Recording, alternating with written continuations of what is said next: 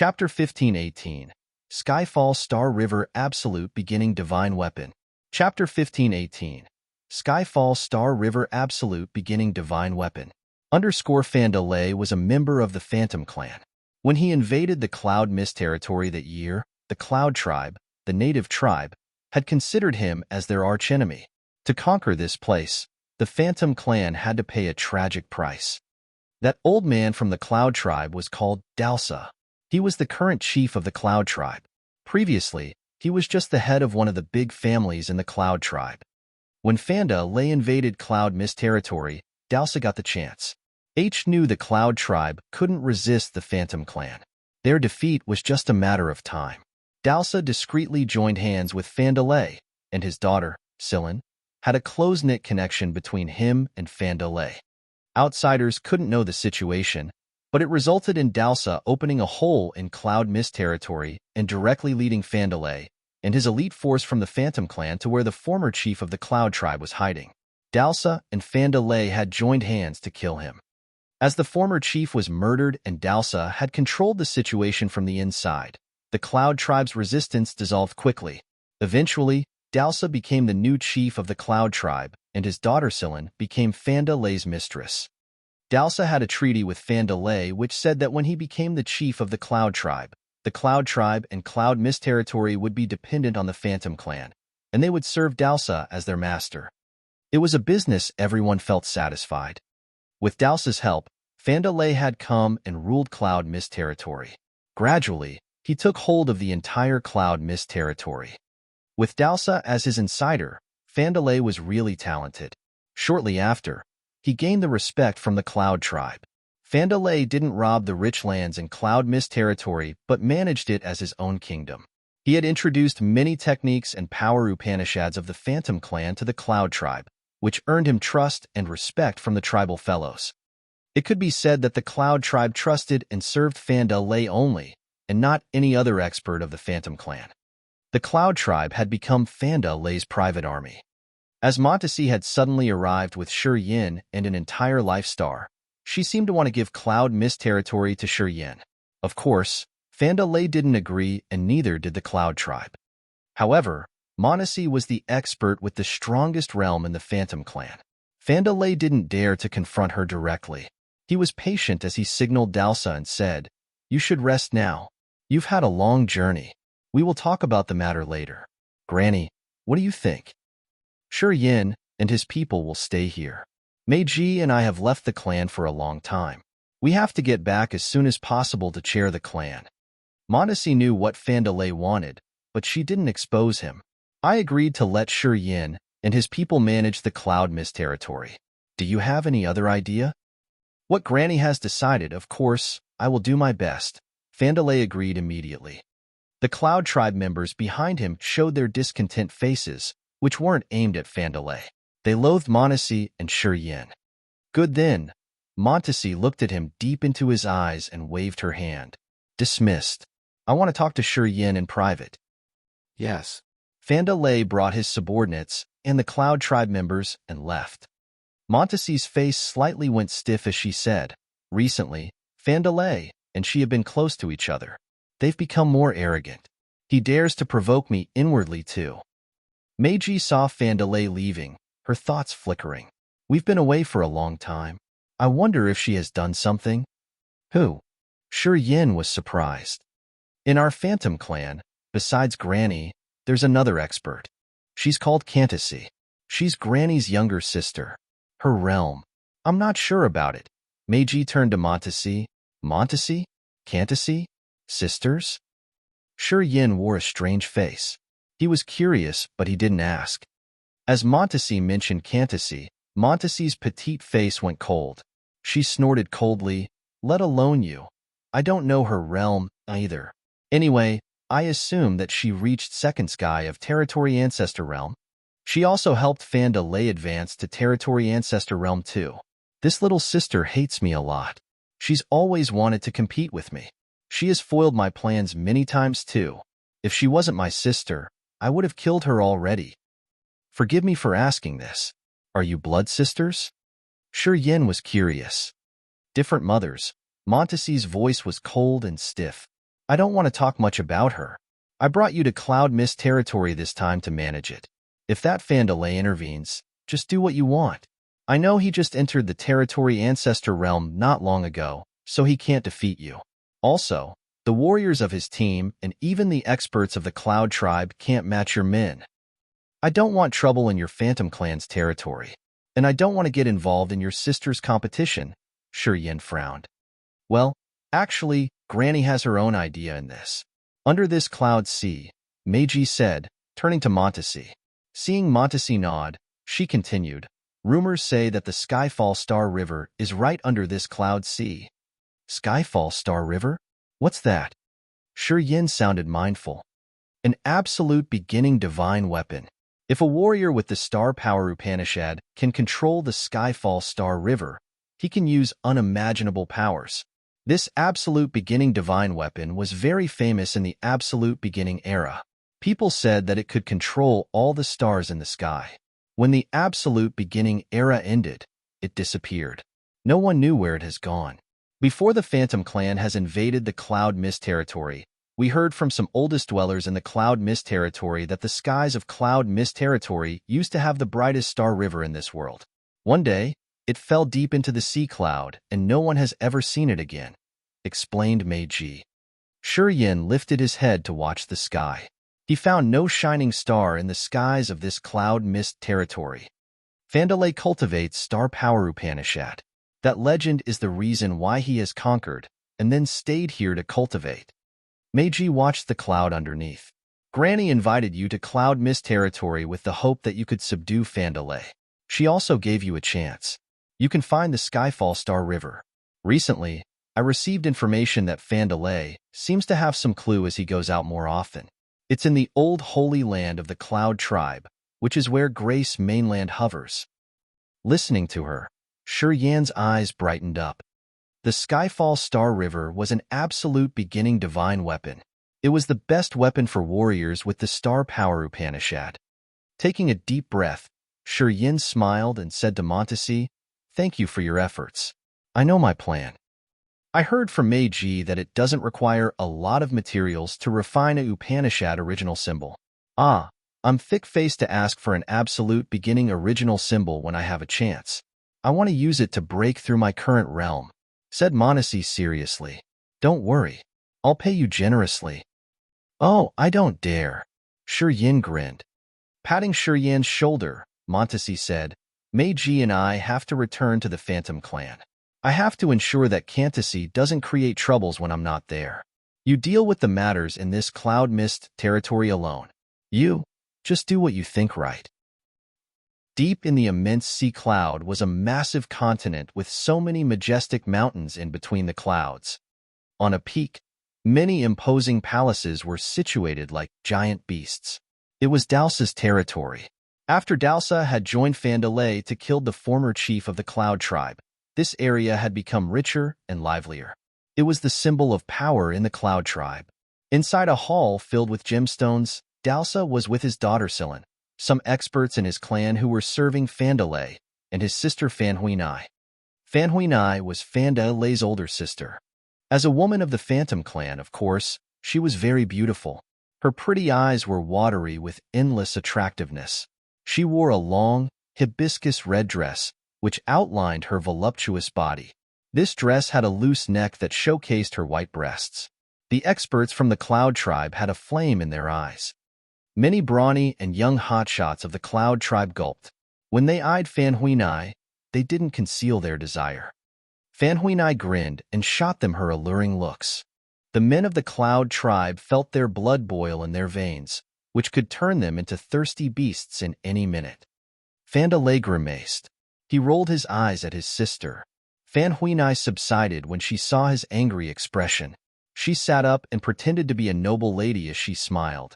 "I've heard about that Shi Yin. That kid has good deeds. He lured Meiji, the most beautiful woman of my clan. I think he's extraordinary indeed." In the Sea of Annihilation, he had robbed the power Upanishad symbol tower and gotten out alive.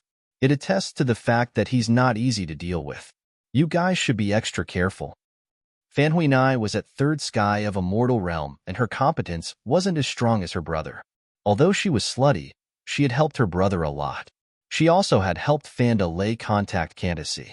She had to kneel in front of the cave mansion where Candace cultivating for a long time to beg her to use cultivating materials of the clan to help Fanda Lei reach the territory Ancestor realm.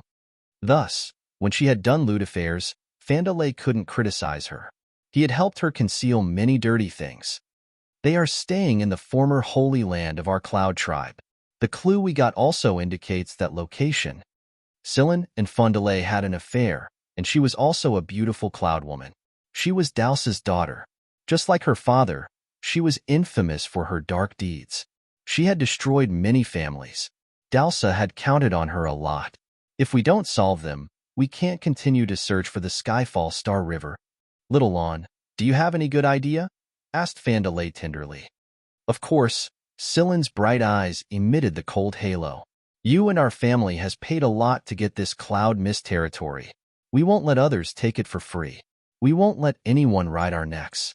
We especially have to find the absolute beginning divine weapon inside the Sea of Clouds. It will be a crucial advantage for you to become a leader in the Phantom Clan. This woman's ambition wasn't bound to the Cloud Tribe or Cloud Mist territory.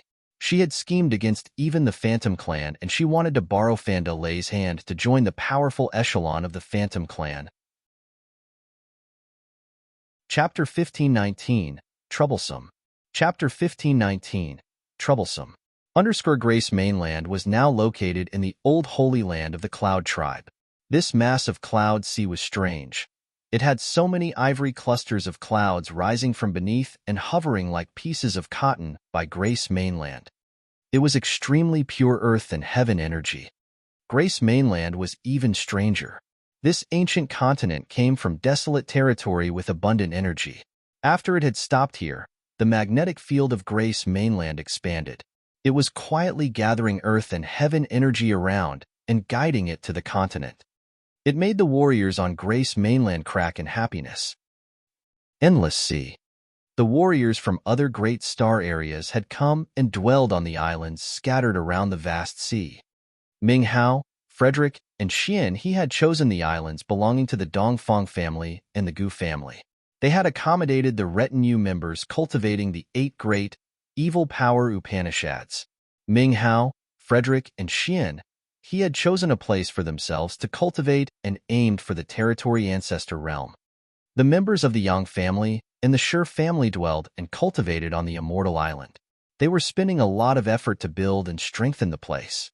Blackwater Sea area, the Kiara Sea, Vault of Heaven Sea area, Yuan Luo Sea area, and the Tuda Sea hosted the other forces. Shi Yin had requested their leaders to strictly control their subordinates. Everybody was busy building new homes and gathering forces. Many people couldn't adapt well when they first left desolate territory. However, as the situation had come to this, they didn't have a way back, so they had to keep moving forward. Many of them were experts with a great reputation in desolate territory. They all had profound realms and outstanding talents. As Grace Mainland had thick earth and heaven energy, they didn't hate cultivating here. Also, they knew that they had to count on Shi Yin from now on. Deep inside the Endless Sea was where Emperor Sea Shark and his fellows stayed. On the seabed of the Endless Sea, Emperor Sea Shark taught the Sea Clan Low Realm warriors. He had benefited the Sea Clan warriors in the Endless Sea a lot, and many of them had advanced fast. Deep under the sea, inside a brilliant crystal palace, Emperor Sea Shark's voice was like a dragon roaring that emitted through the sea water. Many members of the Sea Clan had traveled a long distance to come to the Crystal Palace and study the power Upanishads with Emperor Sea Shark. They all looked earnest. Also, this crowd of students also consisted of members from the Gu God sect and even members of the Wu families. Moreover, most of them were experts. They got news, and they came to learn the true meanings of power Upanishads with Emperor Sea Shark. Emperor Sea Shark was at the territory Ancestor realm. On this Grace Mainland, he had the highest realm and was one of the peerless existences. The warriors at the Immortal Realm hoped that they could learn something deeper about their power Upanishads from Emperor Sea Shark. As Emperor Sea Shark was teaching them, he suddenly raised his brows. He released the soul consciousness to check the commotions around. His eyes turned strange. He found that the energy pouring into Grace mainland from the clouds was reducing greatly. The earth and heaven energy in cloud mist territory wasn't ordinary. It was really suitable for warriors from different clans to cultivate. This place especially had the thickest earth and heaven energy. After Grace mainland had come, it had continuously absorbed energy and filled the creatures and plants on the continent. It helped the warriors condense the god power faster. Emperor Sea Shark was very satisfied with this stop. However, the earth and heaven energy pouring into Grace mainland reduced greatly. Emperor Sea Shark was frightened as he knew things had gone wrong. We're done for today. I have something to do. Emperor Sea Shark stood up and gave Hu Jiao and Shunrin some notes and then left alone. Shortly after, Emperor Sea Shark came to the cloud layer outside Grace mainland. Inside the sea of clouds, Shi Yin was frowning and watching Grace mainland with a dark face. Seeing Emperor Sea Shark, he nodded and said, "You got it too? The earth and heaven energy in this area is reducing. It's not normal. I'm sure someone is troubling us." Emperor Sea Shark and Shi Yin hovered by Grace mainland. Emperor Sea Shark watched the clouds underneath. This cloud sea used to be the holy land of the cloud tribe. Logically, it should have the thickest earth and heaven energy. And it's true. But now, the energy is reducing rapidly. What happened? Shi Yin has just come to the clusters of cloud underneath Grace mainland to check, but he hadn't found anything yet. The clouds hindered the eyes and even the soul consciousness. The sea clouds were really vast. If something changed somewhere, it would be very difficult to spot. While Emperor Sea Shark and Shi Yin were pondering, their faces darkened as they saw a group of warriors quietly approaching. They were Fandalay, Fan Huinai, Dalsa, and Silin.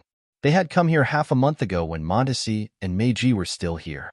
As they came again at this moment, Shi Yin would never be convinced if they said that the reducing earth and heaven energy had nothing to do with them.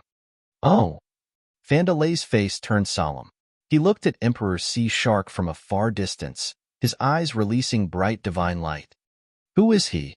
Dalsa and Silin noticed Fandalay's face. As soon as they saw Emperor Sea Shark, they felt their heart get stuck. It was the invisible pressure from a peerless expert. Emperor Sea Shark from the Sea of Annihilation seabed. Fandalay shouted. Oh, that's him. Dalsa changed his visage and became worried. Emperor Sea Shark is also at the territory Ancestor realm. Why is he with them? What's the relationship between them? Does he want to settle down on that life star? After Mondesi and Meiji had left, Dalsa assumed that Cloud Mist territory now had only one territory Ancestor, which was Fandalay. They thought that they could manage everything with his power.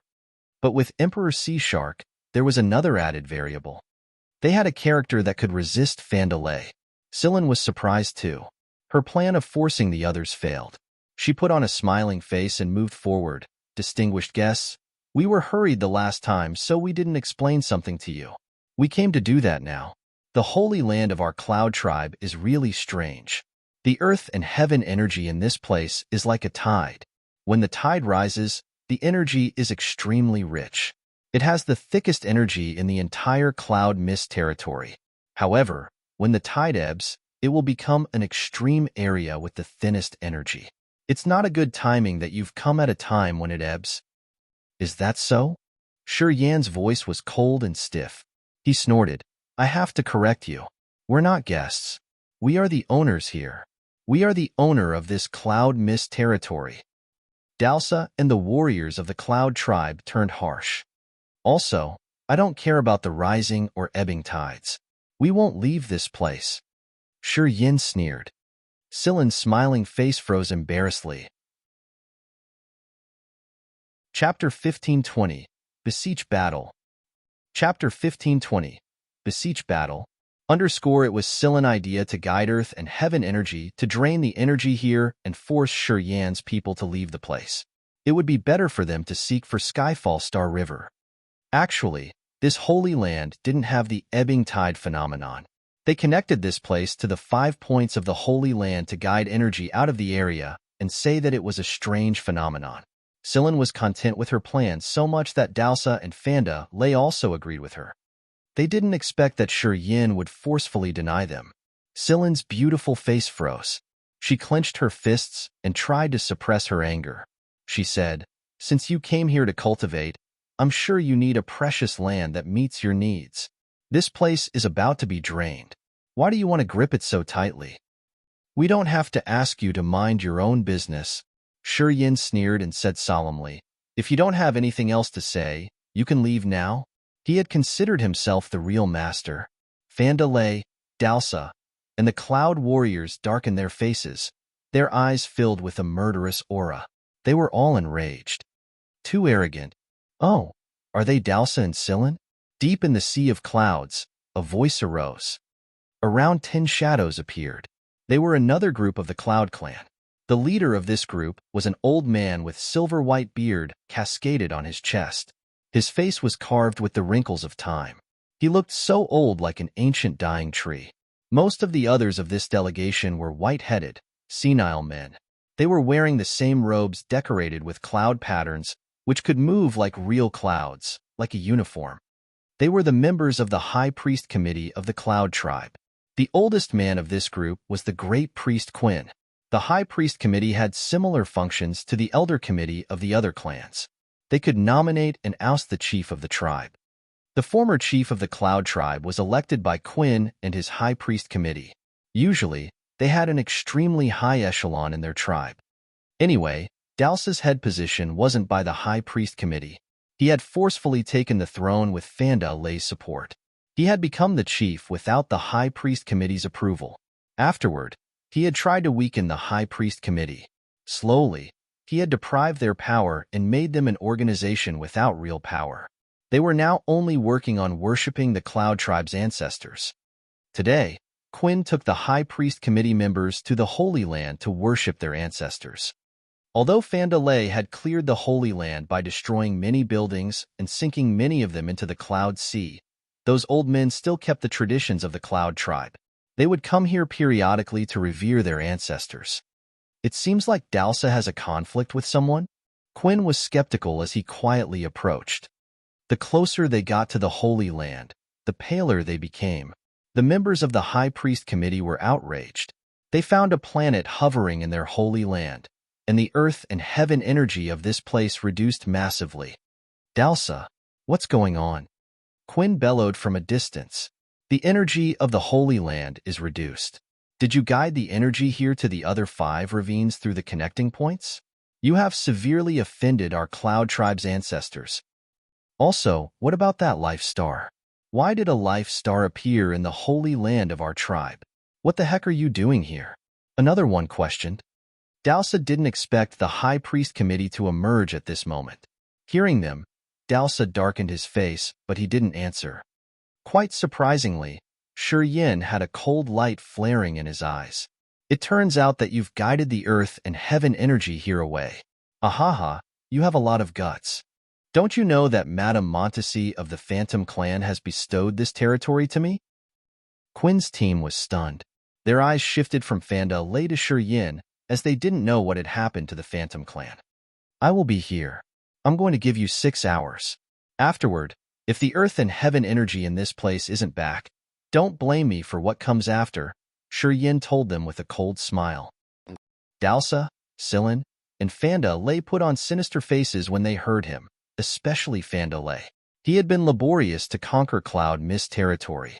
He had helped Dalsa weaken the High Priest Committee to become the real master of Cloud Mist territory. With only one sentence from Montesi, how could he give up Cloud Mist territory? "Why don't you retract your head and live your life? You want to raise the wind. It seems that I was too soft to you." Fandalay wore a dark face as he was gazing at the members of the High Priest Committee, his eyes twinkling like stars. Dazzling, diamond-like stars emerged above the cloud sea like cold lights. An everlasting intent domain of the stars expanded. Under such a domain, people felt small. The cold stars were sparkling and agile like a spirit created by pure and powerful energy. They fell from the sky and were aimed at the members of the High Priest Committee. Quinn and the other priests were frightened when the cold stars attacked them. "I didn't kill you because you are the elders and you've done a lot for the Cloud Tribe. But if you don't have a good sense, I have no way of helping you," said the current chief of the Cloud Tribe. Dalsa coldly looked at them and was enraged because they had exposed Silen's plan. He didn't want to ask Fanda Lei to show mercy since he thought the others were really annoying. Shi Yin? Emperor Zi Shark hissed and asked Shi Yin. Shi Yin watched Fanda Lei urge his star power Upanishad. He observed the stars and sensed their trajectories. Hearing Emperor Zi Shark, he woke up and said, "Oh, I forgot. We're the masters here." He nodded to Emperor Zi Shark. Emperor Zi Shark got it. He flung both of his arms. 2 rivers flew out of his sleeves. As the rivers were crystal clear, they could see fish, grains of sand, bubbles, and algae, everything they could find in a real river. After he got the water original symbol, his power rocketed. The 2 rivers created by his god power didn't look different from a real river. The 2 rivers from Emperor Zi Shark's sleeves created a cross that shielded above Quinn and the other members of the High Priest Committee. When the brilliant stars fell, they sank into the 2 rivers. The supple power of the rivers pulled them and slowed them down. Emperor Zi Shark. Fanda Lei shouted coldly, "You dare to stand against our Phantom Clan? In the Sea of Annihilation, the Soul Clan, Devouring Clan, Black Demon Clan, and the Ancient Monster Clan are after you. You've offended many people.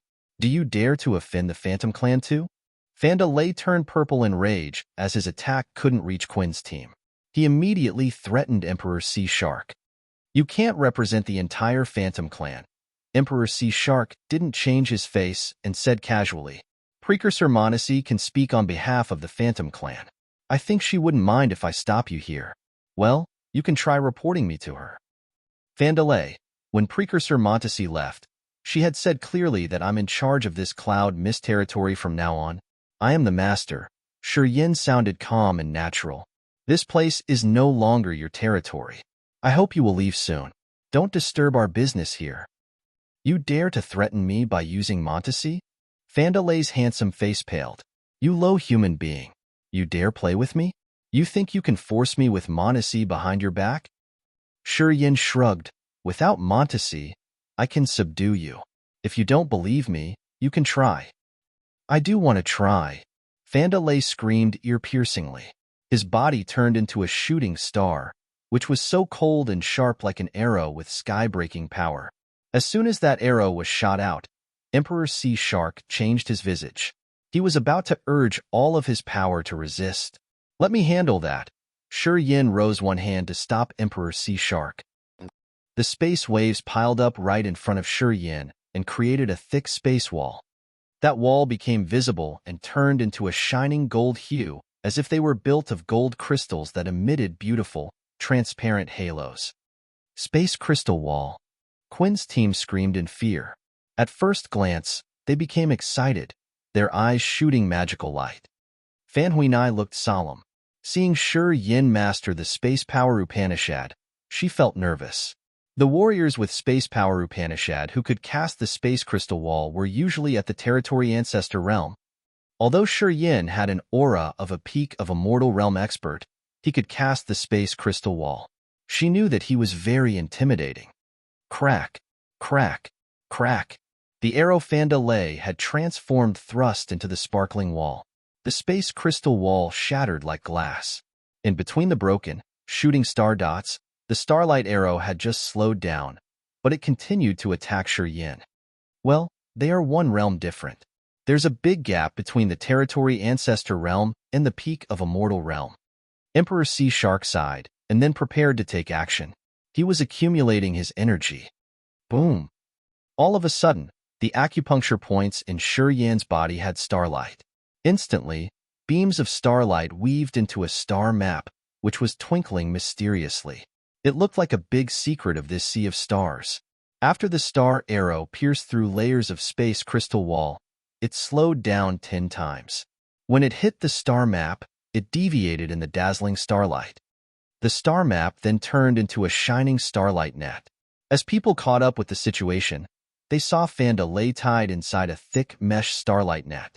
However, they didn't have time to scream in fear when Fanda Lei exploded and scattered into so many starlight dots. The starlight dots gathered and congregated into Fanda Lei's shape. He wore a panicked face as he said, "You've mastered star power Upanishad. Turns out he's here because of Skyfall Star River. Quinn's pupils shrunk. He was startled as he understood Shi Yan's intentions. Chapter 1521. The Natural Space Wall. Chapter 1521. The Natural Space Wall. As Shi Yan had shown his star power Upanishad, the members of the Cloud Tribe understood it immediately. Dalsa, Silan, Fan Huinai, and Quinn understood the matter. The most famous legend of Cloud Mist territory was about Skyfall Star River, an absolute beginning divine weapon. Tens of thousands of years had passed as many experts cultivating star power Upanishad from the world outside came to Cloud Mist territory through the territory entrance. They had stayed in the Sea of Clouds to find Skyfall Star River. Gradually, most of them were gone. The Cloud Tribe killed some, and some had gone missing. Eventually, people stopped coming here until Fandalay broke through to the territory Ancestor realm. With star power Upanishad, he had a fixation to that legendary Skyfall Star River divine weapon. He had commanded the experts of the Phantom Clan and directly conquered the Cloud Mist territory, preparing for a long search mission. The territory entrance to Cloud Mist territory became the Phantom Clan's possession, which prohibited people from entering the area. Fandalay and Dalsa were suspicious since they didn't know why Montesi had deliberately taken Shi Yan's team to Cloud Mist territory. They thought that Montesi had aimed at Fandalay, and now, seeing Shi Yan use star power Upanishad, they understood his reasons. He was here because of Skyfall Star River. It seems that Montesi has told you about the mysteries of Cloud Mist territory. No wonder why you don't want to leave the Holy Land. You want a share of Skyfall Star River. Fandalay pulled a cold face and smirked. I had Cloud Mist territory and cultivated here for years.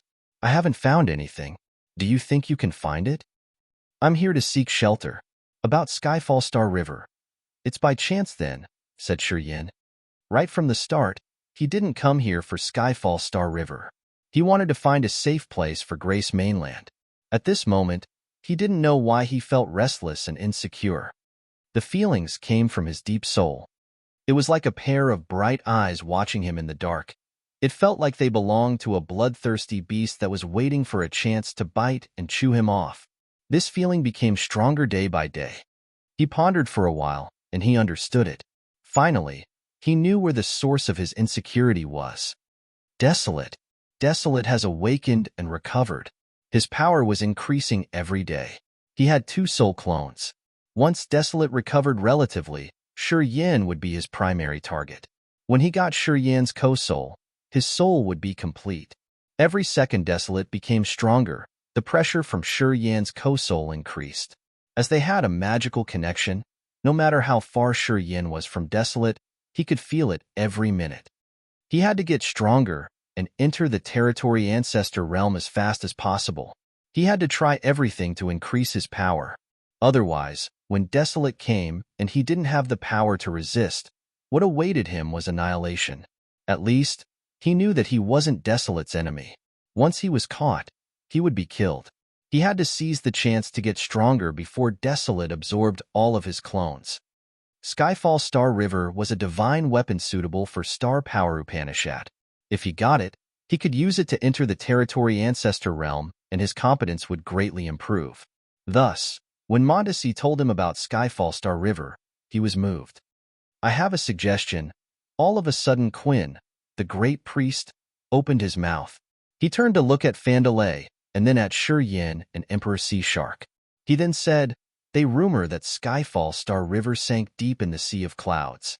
As the great priest of the Cloud Tribe, I understand the ancient language of our tribe. As far as I'm concerned, the rumor is true. We also know that many forerunners had come and explored the deeper areas in the Cloud Sea. After many generations, they found a strange location. It's sealed with many layers of spaces. We have to unfold those layers to know what is hidden down there. Quinn's words caught people's attention, their eyes bright. Quinn's realm wasn't high enough, only at second sky of a mortal realm, and he wasn't really talented. However, he was much older than the old Dalsa. He had shared the worshipping activity of the Cloud Tribe for many years, so only him knew many secrets of the Cloud Tribe. Thus, when he said he knew the mysteries of Skyfall Star River, there was no doubt. The previous Great Priest guessed that if Skyfall Star River had sunk deep into the Cloud Sea, it should be under those space layers. The members of the High Priest Committee have explored for generations to find that area. Without our guidance, I'm sure you can't find it even if you spend 1,000 years. His face turned arrogant when he said that. If I die, no one knows that area. Fandalay had a strange light in his eyes. Keep talking? According to legends, Skyfall Star River was guided there. Something under the Cloud Sea had attracted it. That thing should be right under that space wall. Quinn's eyes turned hot. We really want to know what's down there. I've been hiring experts with space power Upanishad to break that seal. Unfortunately, he shook his head. The warriors with space power Upanishad I found are at low realms. The best one I could find was at First Sky of Immortal Realm. He died because of drained energy during the progress of breaking layers of spaces. He became stirred up and said to Shi Yin, "You have space power Upanishad at the peak of Immortal Realm, and you can cast the space crystal wall. It means that your real competence is higher than that. Perhaps you can go there and see if you can break that wall. We will know what hides down there." "What about us?" hissed Silin. "No one knows what's hiding down there and how dangerous it could be. Moreover, I know our Cloud Tribe can't decode that secret. Thus, I'm suggesting that we all go there to unlock this tens of thousands of years secret," shouted Quinn. He made his own calculations.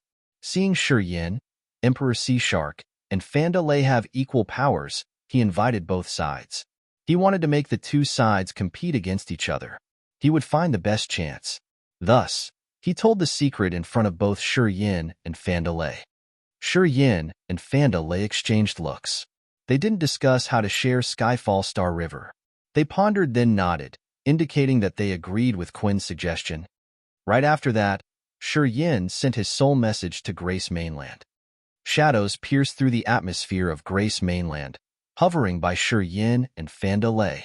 They were Ming Hao, Xian He, Frederick, Audrey, Azure Dragon, DeCarlos, Lady, and Blood Devil, all the Immortal Realm experts. But they weren't all the experts that had come to Grace Mainland from the other star areas in Desolate Territory. Seeing them, Silin, Dalsa, and Quinn became solemn. They didn't expect that Small Life Star could have so many experts. Especially Ming Hao. He was at the peak of Immortal Realm, and he was just one step away from the Territory Ancestor Realm. Soon, he would enter the Territory Ancestor Realm. All the members of the Cloud Tribe felt pressure as they found that those intruders were actually powerful dragons. They shouldn't underestimate them. "You don't mind if I get someone to help?" Shi Yin grinned. "Yeah, I've thought for you guys. In case things go wrong, we can get more defenses, right?" Quinn nodded. "We don't have enough manpower," Silin muttered. "We should call some experts. It will improve the possibility to get through that secret. It's good for everyone." Dalsa felt the pressure, so he hurried to use the Soundstone to call for help and summon the experts of his clan. Fandalay furrowed his brows and sent his soul message to gather his subordinates. Several hours later, the Immortal Realm experts of the Cloud Tribe, the Phantom Clan summoned by Dalsa and Fandalay, had come. There was a dozen of them.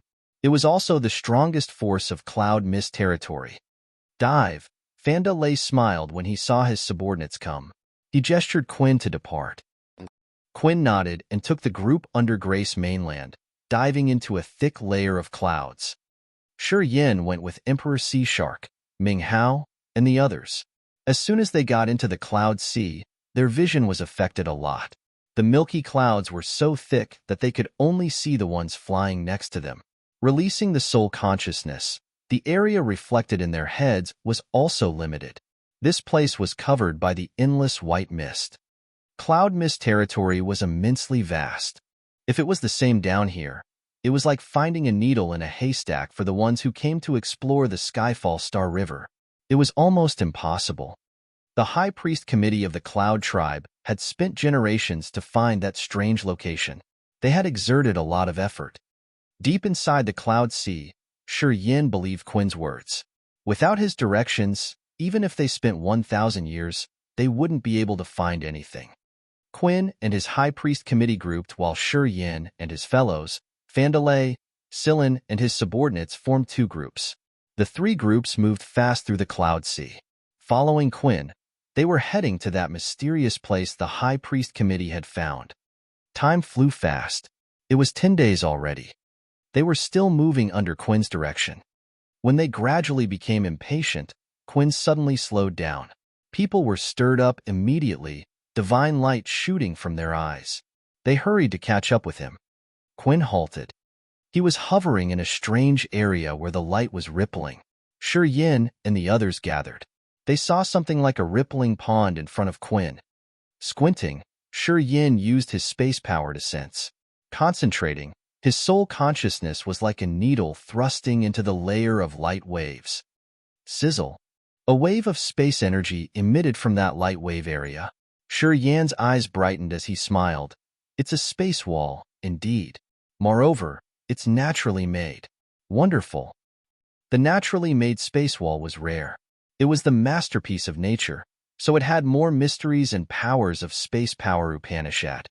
Sensing for a while, Shi Yin confirmed that if he could break this natural space wall, his understanding of space power Upanishad would advance to the next level. His enthusiasm was triggered. Chapter 1522, Permeating. Chapter 1522, Permeating. What do you think? Can you break the seal? Quinn the Great Priest looked tense as he gazed at Shi Yin. To break the seal in this area, he had hired several experts with space power Upanishad. Those warriors had tried their best, but none of them ever succeeded. One of them died from failing to break the seal. And that one also had the highest realm. It had cast a shadow in Quinn's head and made him restlessly worried.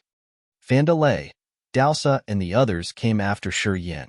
Seeing the strange land with layers of lights, their eyes brightened. Dalsa and Silin had studied the clue and spent a lot of time and effort. They thought that they were close to the secret of Skyfall Star River.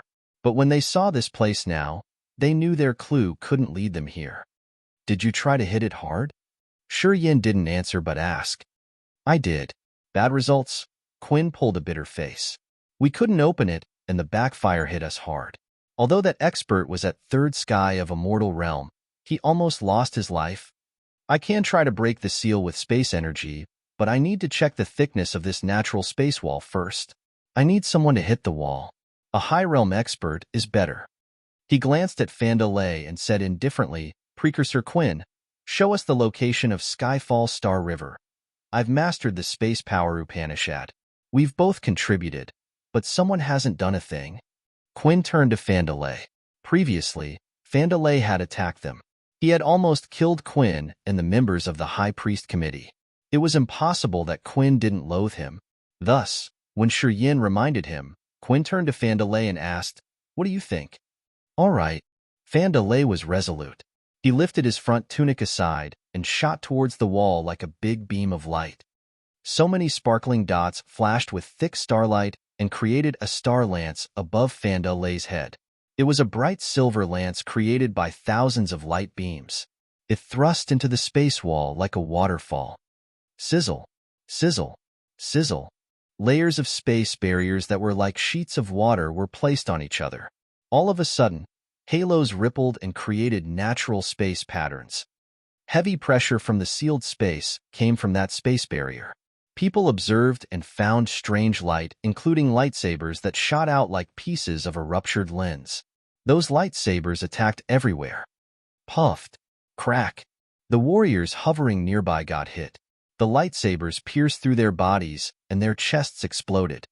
Since Fandalay was taking action, he couldn't distract his mind to protect his subordinates. Many warriors of the Cloud Tribe and the Phantom Clan got hit, and their bodies exploded. Before Fandalay had taken action, Shi Yin had guessed the results, and he had discreetly notified Emperor Sea Shark. When the lightsabers exploded, Emperor Sea Shark and Shi Yin took action. They joined hands to create many barriers and shields to prevent those deadly sabers from hitting anyone in their group. No one in his group was hurt. They held cold smiles as they watched Dalsa and his people. Boop, boop, boop. Fandalay received most of the lightsabers. He was now dazzling like a big star and smashing all the lightsabers. He looked helter-skelter. He didn't continue to hit the wall but retreated. He rolled his eyes at Shi Yin. Are you satisfied now? I am. Shi Yin didn't mind him. After Fan De Lei moved aside, Shi Yin stepped forward to the space barrier. Emperor Sea Shark, Ming Hao, and Xian He immediately swarmed over and pushed Qian's High Priest Committee away. They all pulled stern faces and become vigilant. If Fan De Lei's people moved, they would take action right away. The members of the Cloud Tribe were screaming painfully. 3 experts at First Sky of Immortal Realm had their bodies shatter. Their soul altars flew out, and the others preserved them inside some special tools. Qian's people also retreated. They looked at Shi Yin and expected him to open the seal. Shi Yin stood on the natural space barrier and urged his space power Upanishad. Shortly after, a polyhedral prism emerged from his glabella. As soon as the prism appeared, the onlookers had a magical feeling. They felt as if they were in different spaces. This polyhedral prism was Shi Yan's space power Upanishad in his tier of power Upanishads. The prism reflected different spaces and mingling between illusory and real spaces. If Shi Yin didn't use his power, those spaces were just illusions. But if he used his god power to condense them, those spaces would become real. Real or illusory, it depended on Shi Yan's thoughts. The prism that was projecting different illusory spaces suddenly fell onto the natural space barriers. Shortly after, it got into the first layer of the barrier. A wonderful feeling that nothing could comparito filled Shi Yan's head. He recognized that after the prism had entered the space barrier, his soul consciousness had pierced through layers of barriers and fallen into the sea of clouds underneath. Swoosh! As his soul consciousness had permeated through the barrier, his entire soul altar arose. The sea of consciousness, the tier of power Upanishads, heaven flames, the tier of incipient extent, the co-soul and the host soul piled up and created a lotus throne-like structure. At first glance, they were like the most exquisite and perfect masterpiece. Its beauty looked unreal, though. Fan De Lei and the fellows of the Cloud Tribe were awestruck when they saw Shi Yan's soul altar. They never saw a soul altar as marvelous as this one. Ming Hao, Xian He, Audrey, and the others were dumbstruck when they saw Shi Yan's arising soul altar. How marvelous this soul altar was! The sea of consciousness was immense and hazy, and consisted of layers of wisps of soul consciousness. In the middle of the sea of consciousness was a pond congregating dark energy. It was deep green with endless soul energy. In the tier of power Upanishads, the river of the star energy, the life ball with the magical, moving original symbol, the desolate, dead silent area of death, a jet-black cave, and the 8 islands of the 8 great, evil power Upanishad occupied the space. The incipient extent was like an immense galaxy with sparkling stars. On those stars, people could see the lush forest, green rivers, and mountains, together with vast lands. This incipient extent looked like a mini-universe. It looked strange but wonderful. The host soul and the co-soul hovered above the incipient extent like 2 gods watching the world with the everlasting bearings of gods. Everybody observed that magical soul altar. They felt awe, but when they compared it to their own soul altars, they found that theirs were so ugly, plain, and nothing to be proud of. While they were awestruck, Shi Yan's body halted still while his soul altar completely sank into the space barrier like fish diving into the sea. It disappeared shortly after. What's happened? Sillin screamed. He wants to ditch us here to explore it alone? Hearing her, Qian and the others were enraged. They turned to Emperor Sea Shark, Ming Hao, and Frederick and demanded a proper answer. Well, I want to know if you've schemed against Shi Yin or not. Audrey tried to suppress her anger, her eyes icy. Shi Yan's body is here and his soul altar was sucked out by the space barrier there. Did you plan all of these? His soul altar is detached. It seemed to be done on purpose. It seems like this space barrier has something mysterious but marvelous. Emperor Sea Shark agreed with Audrey. We have to protect Shi Yan's body first. It's too ambiguous. Perhaps they've trapped us. They are from the same side, and they did this to deceive us and push Shi Yin into danger. The warriors from Grace Mainland changed their faces, coldly facing Fan De Lei and Qian and demanding an answer. The battle could start in any minute. How could it be? Why? Quinn was puzzled. The development of this event was not part of his plan. His plan was to let Shi Yin open the seal, and then he would have instigated the battle between Shi Yin and Fandalay. In his best scenario, both sides would be damaged and he would be left with the benefits. It was true that he didn't tell them many secrets.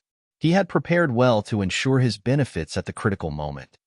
At this moment, what he had prepared was useless. The magnificent place that generations of the High Priest Committee had spent a lot of effort to find had allowed Shi Yan's soul altar to get through, and none of them could enter. They were blocked outside, so they could only just stand and stare. Quinn felt lost already.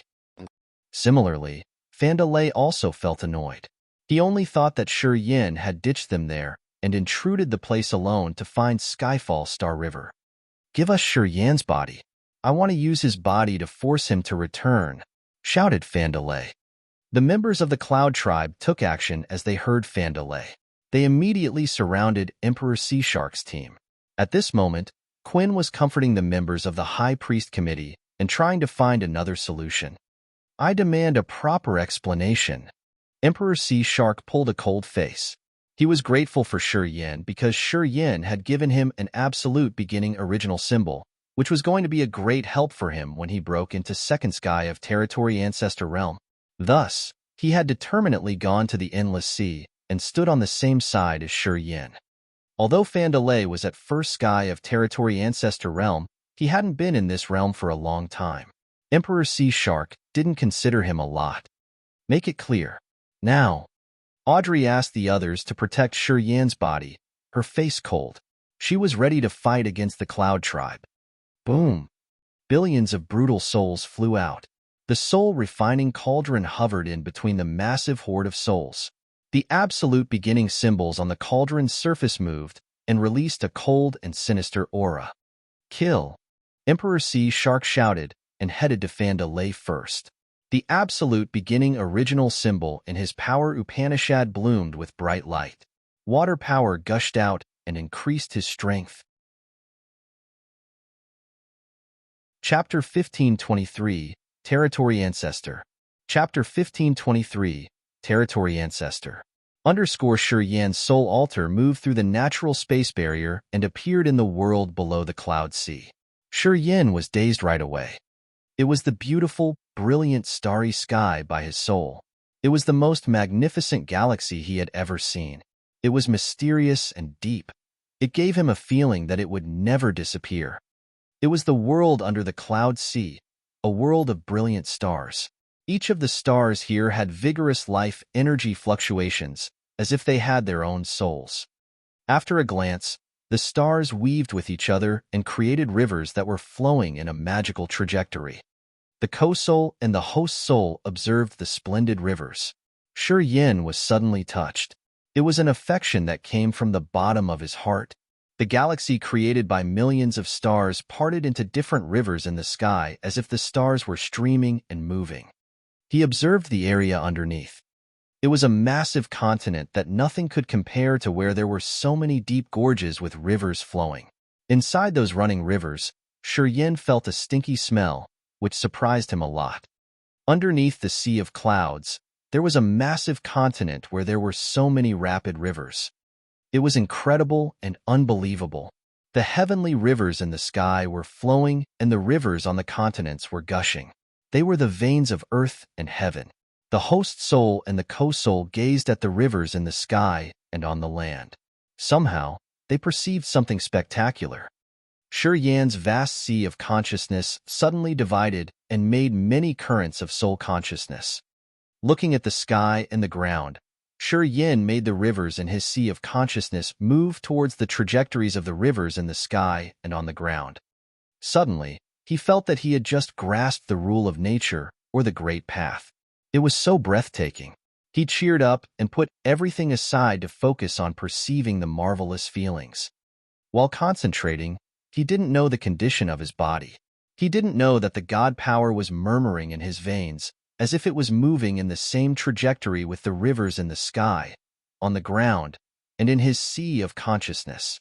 Right where Emperor Sea Shark and the others were fighting Fandalay, He was protecting his body, So he found the strange situation immediately.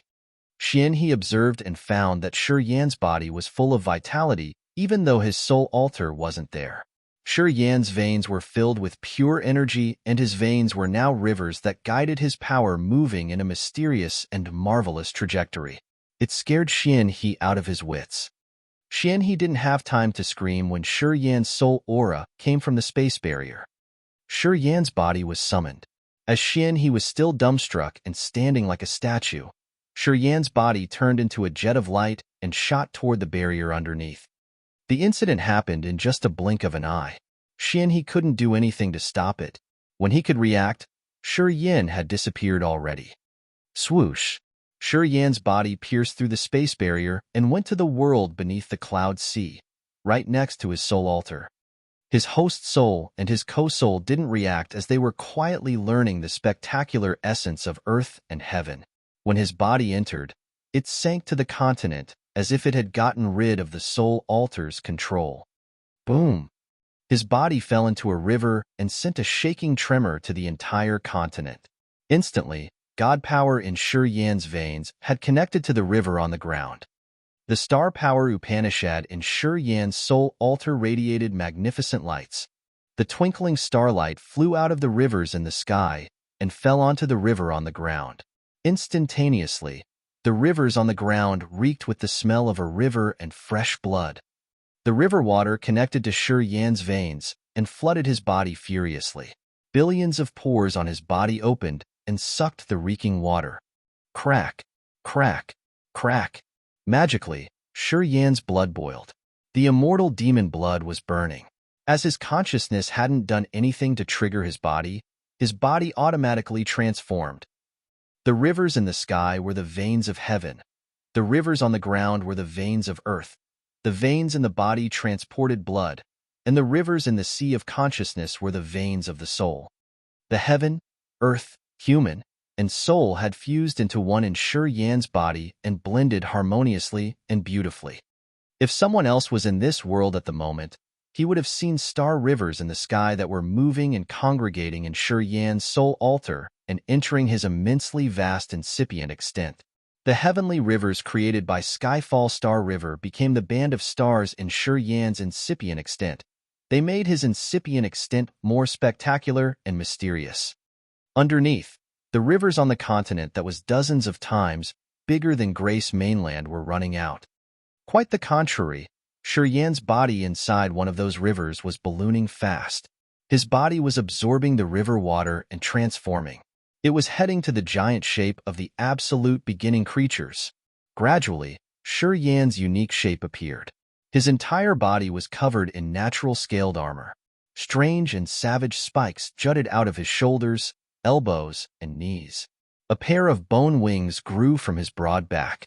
His fingers became so sharp like claws of strong beasts. His body was already brawny and now, it looked as if it was being magnified. As the rivers were being drained, life energy fluctuated more terrifyingly from his body. Gradually, his body was getting bigger than Dragon Lizard, and he could compare to the true body of Dragon Lizard inside Dragon Lizard Star that year. Shi Yan now looked like an ancient god lying across the continent like a mountain range that had stretched millions of miles. His head, facial features, body, and limbs were growing and he was turning into a giant. However, he was so big that even members of the giant tribe were like ants compared to his elephant body. At this moment, his body had grown tens of thousands of times compared to his original size. As the rivers on the ground gradually drained, Shi Yan's body still grew and the life energy in his body got stronger and stronger. Time flew hurriedly. When the rivers on the ground dried, Shi Yan's body was as big as absolute beginning creatures like Devour or Hui. It seemed like another absolute beginning creature was just born. At the same time, Shi Yan's incipient extent had quietly changed and ascended into a territory.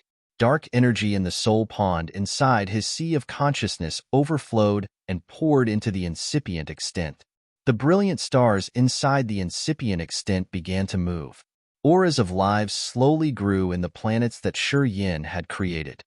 When the incipient extent had life energy fluctuating, it was the sign that it was transforming into a territory. As Skyfall Star River had entered Shi Yan's incipient extent, his incipient extent was absorbing dark energy and creating lives. His world now had new species, new races. Only territory Ancestor realm experts had the power to create lives. Shi Yan's soul altar got the star rivers from the sky, and his body got rivers on the ground. In this strange land, Shi Yan got great benefits. He was becoming a territory ancestor at an amazing speed. The great priest Qin didn't know that Cloud Mist territory had parted a long time ago.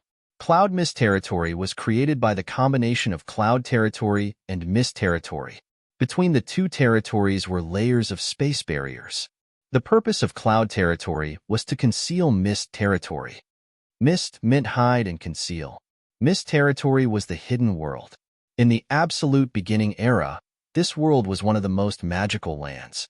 It was where absolute beginning creatures healed from their wounds. It wasn't because of his profound space power Upanishad that Shi Yan could enter this place. To be exact, it was because his soul had the aura of an absolute beginning creature. His co-soul had merged with two soul clones of Desolate, which made him a part of an absolute beginning creature. Shi Yan didn't know that absolute beginning creatures like Desolate, Devour, and Hui had tried a lot to find this place to recover their power. The river water in the rivers on the ground was actually life original fluid, a magical fluid that could transform lives. Unfortunately, this hidden world was so mysterious that Devour and Hui couldn't find it.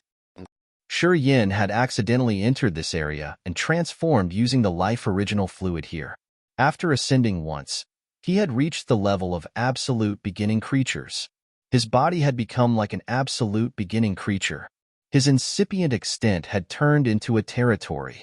When his cultivation base increased, his territory was going to become more magical, which could be even better than Desolate territory. After taking in life original fluid and Skyfall Star River had entered his territory, besides entering the territory ancestor realm, Shi Yan's body also became like an absolute beginning creature. Desolate territory. Desolate, ancient god continent, ancient demon continent, and god-blessed mainland had merged with each other and become a massive life star. This life star was a strange, immense world that was blank. An ancient creature like a dragon lay across the planet. It was the heart of this continent. This dragon-like ancient creature was Desolate's real body. It was stretching like an endless mountain range. Also, it wasn't complete yet. On the dragon head, Ghost Hunter in his human form slowly emerged, his eyes dark and mysterious. At this moment, he seemed to understand something.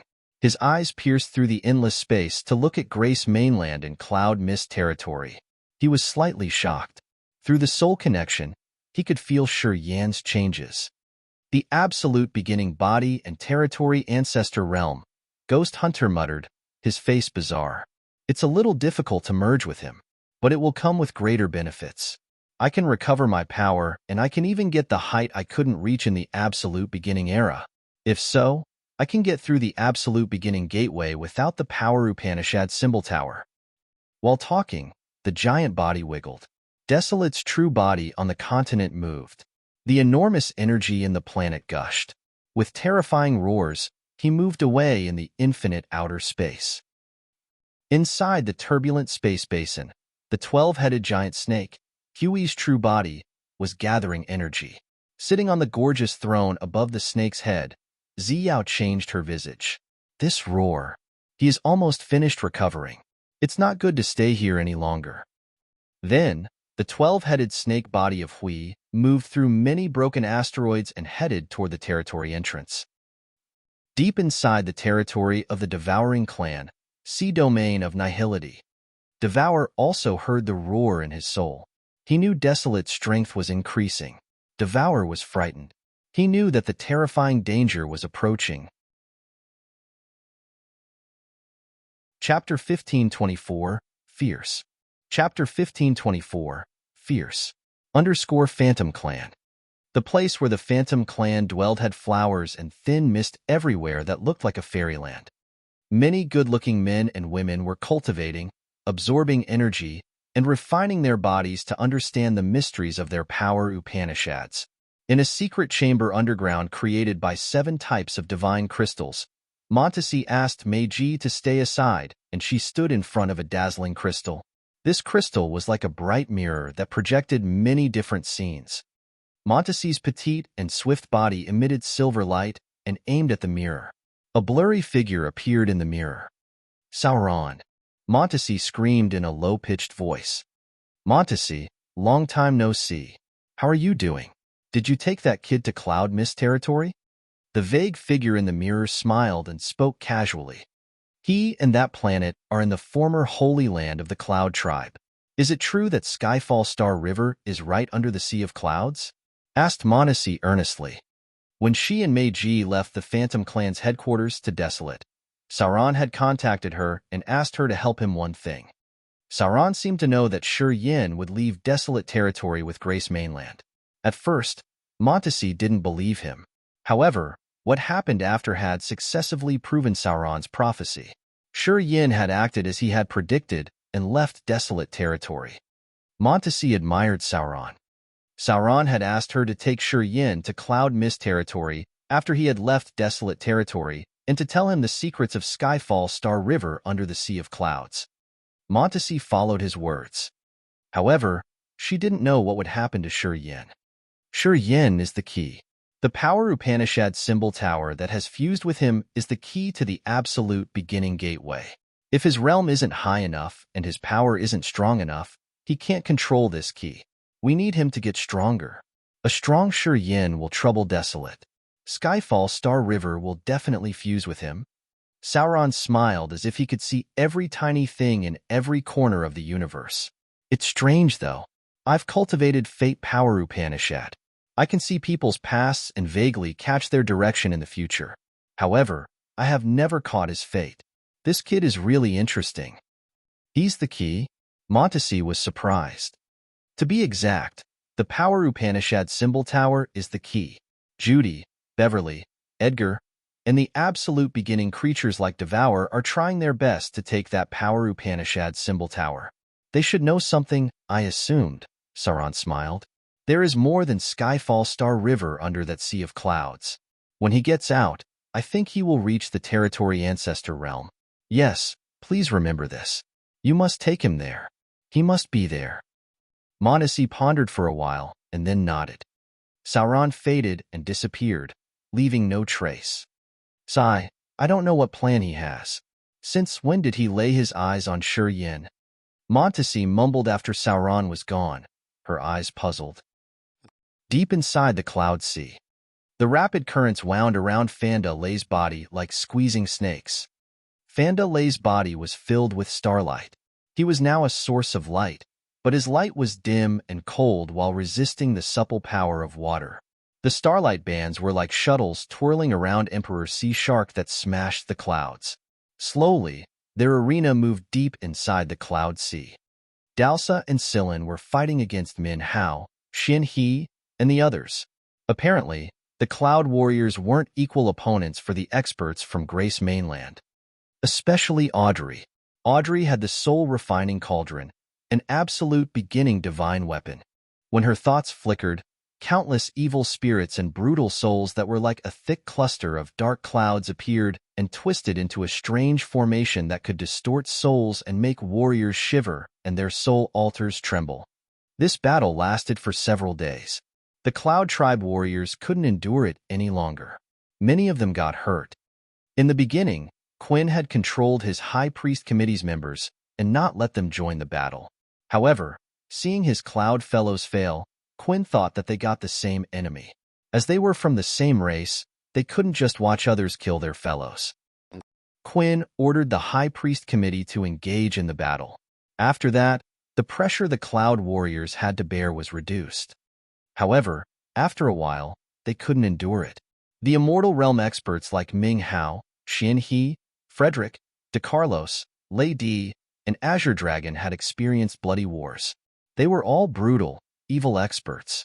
Not many warriors at the same level could parry with them. When they showed their cruel deeds, the Cloud Tribe warriors couldn't resist and got beaten up. As Quinn and Sillin saw the situation get worse, they quietly sent messages. The Cloud Tribe fellows living in Cloud Mist territory and cultivating around gathered when they received the call. Most of them didn't have high realms. They just had some at incipient God realm, but they had already outnumbered the opponents. Several thousand warriors had come. After they arrived, they arrayed in a formation and moved through the clouds to create barriers, sealing and attacking the others. The victory seemed to tilt towards them. More Cloud Tribe warriors had arrived. Ming Hao and Xian He felt a little overwhelmed as they had to turn from massive attack to a small circle of defense. We got more than 50 wounded fellows and 20 were killed. Their realms weren't low. We can't underestimate those outsiders. Sillin looked at her fellows whining and groaning on puddles of blood. Her face chilled. A member of her tribe was hit by the corrosion power Upanishad. His body was eroding and melting into a puddle of blood. I can't believe they've mastered the power of the devouring clan, someone screamed in fear. Retreat. Do not come close to those eroding blood splashes. Dalsa screamed. He knew how terrifying the corrosion power Upanishad was. Low-realm warriors could be corroded to death if they got in contact with that deadly blood. Those damned outsiders. They have to pay a big price, screamed the Cloud Warriors. Kill them. Kill them all. So many members of the Cloud Tribe were screaming. They came above the clouds, their eyes sinister. Some of them were members of the Phantom Clan, Fandalei's subordinates. While Fandalei was fighting against Emperor Sea Shark, Fan Huinai commanded them. Fan Huinai wore a red dress that was as beautiful as a blooming flower. She stood amongst the brawny men and giggled. Your leader was swallowed by the sea of clouds. He's now in pieces inside that space barrier.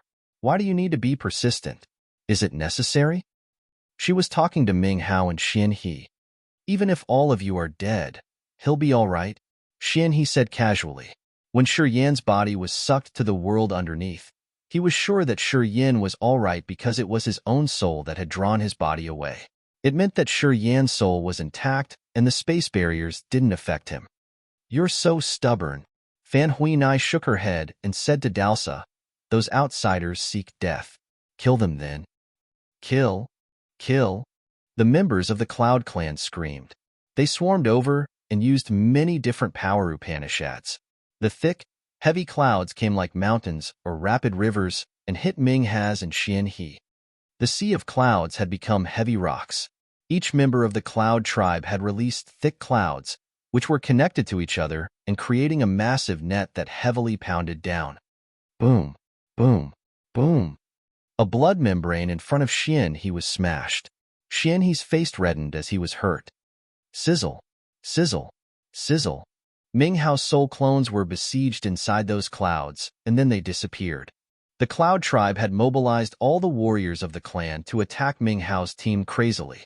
Ming Hao and the others were outnumbered. They gradually got tired and hurt.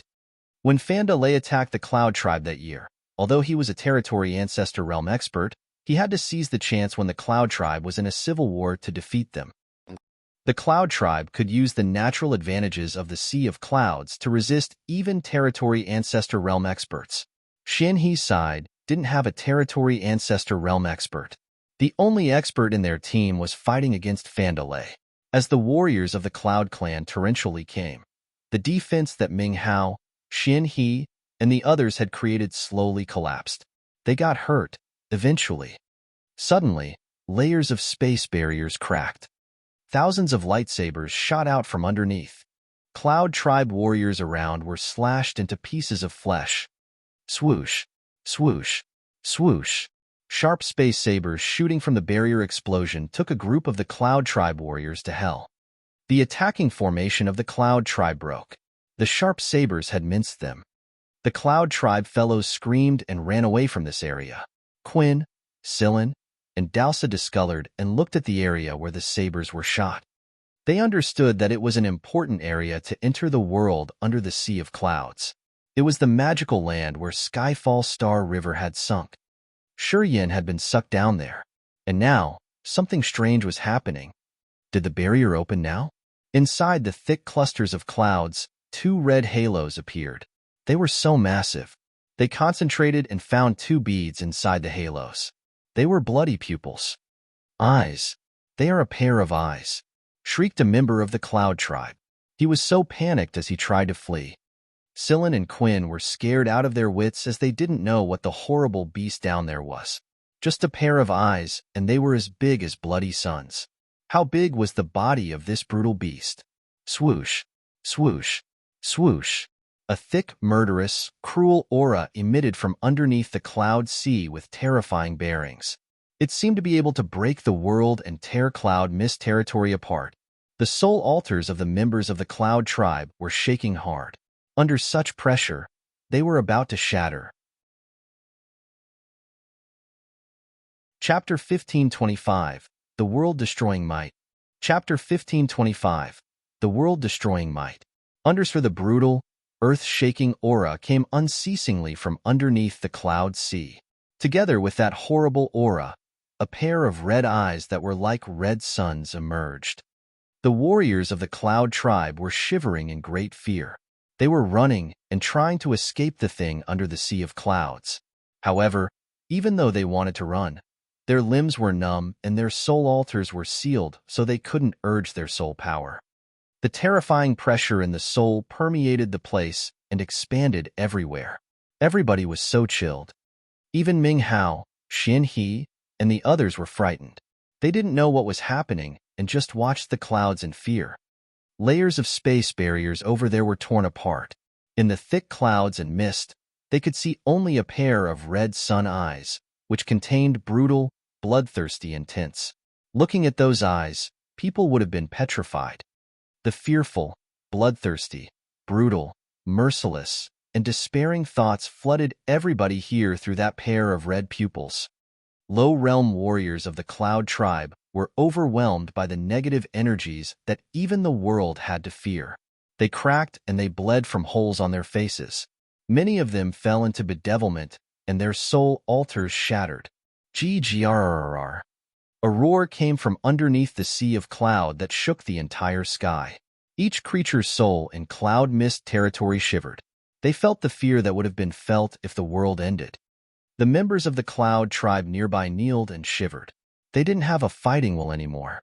Xin He, Ming Hao, and the others were quivering in fear too as they didn't know what the giant demon down there was.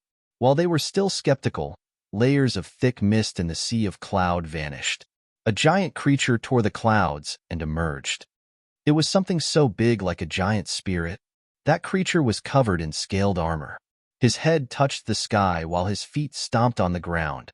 Strange and ferocious spikes jutted from the shoulders, elbows, and knees. A gruesome, powerful pair of bone wings shadowed the entire world.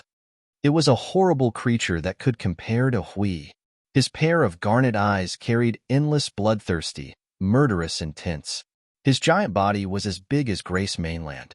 After that creature steadied his body, people knew that they were just a tiny ant compared to this giant. Oh my God! What is that terrifying creature? How could a dreadful creature like that exist under the clouds? Is it true that the mighty heaven wants to destroy the Cloud Tribe? Seeing the creature emerge, the Cloud Tribe warriors groaned in despair. Scylla and Dalsa were dumbstruck. They felt so helpless and dispirited. Swish, swish, swish. The sparkling stars emerged from the chest of that giant and became a brilliant galaxy in just a second.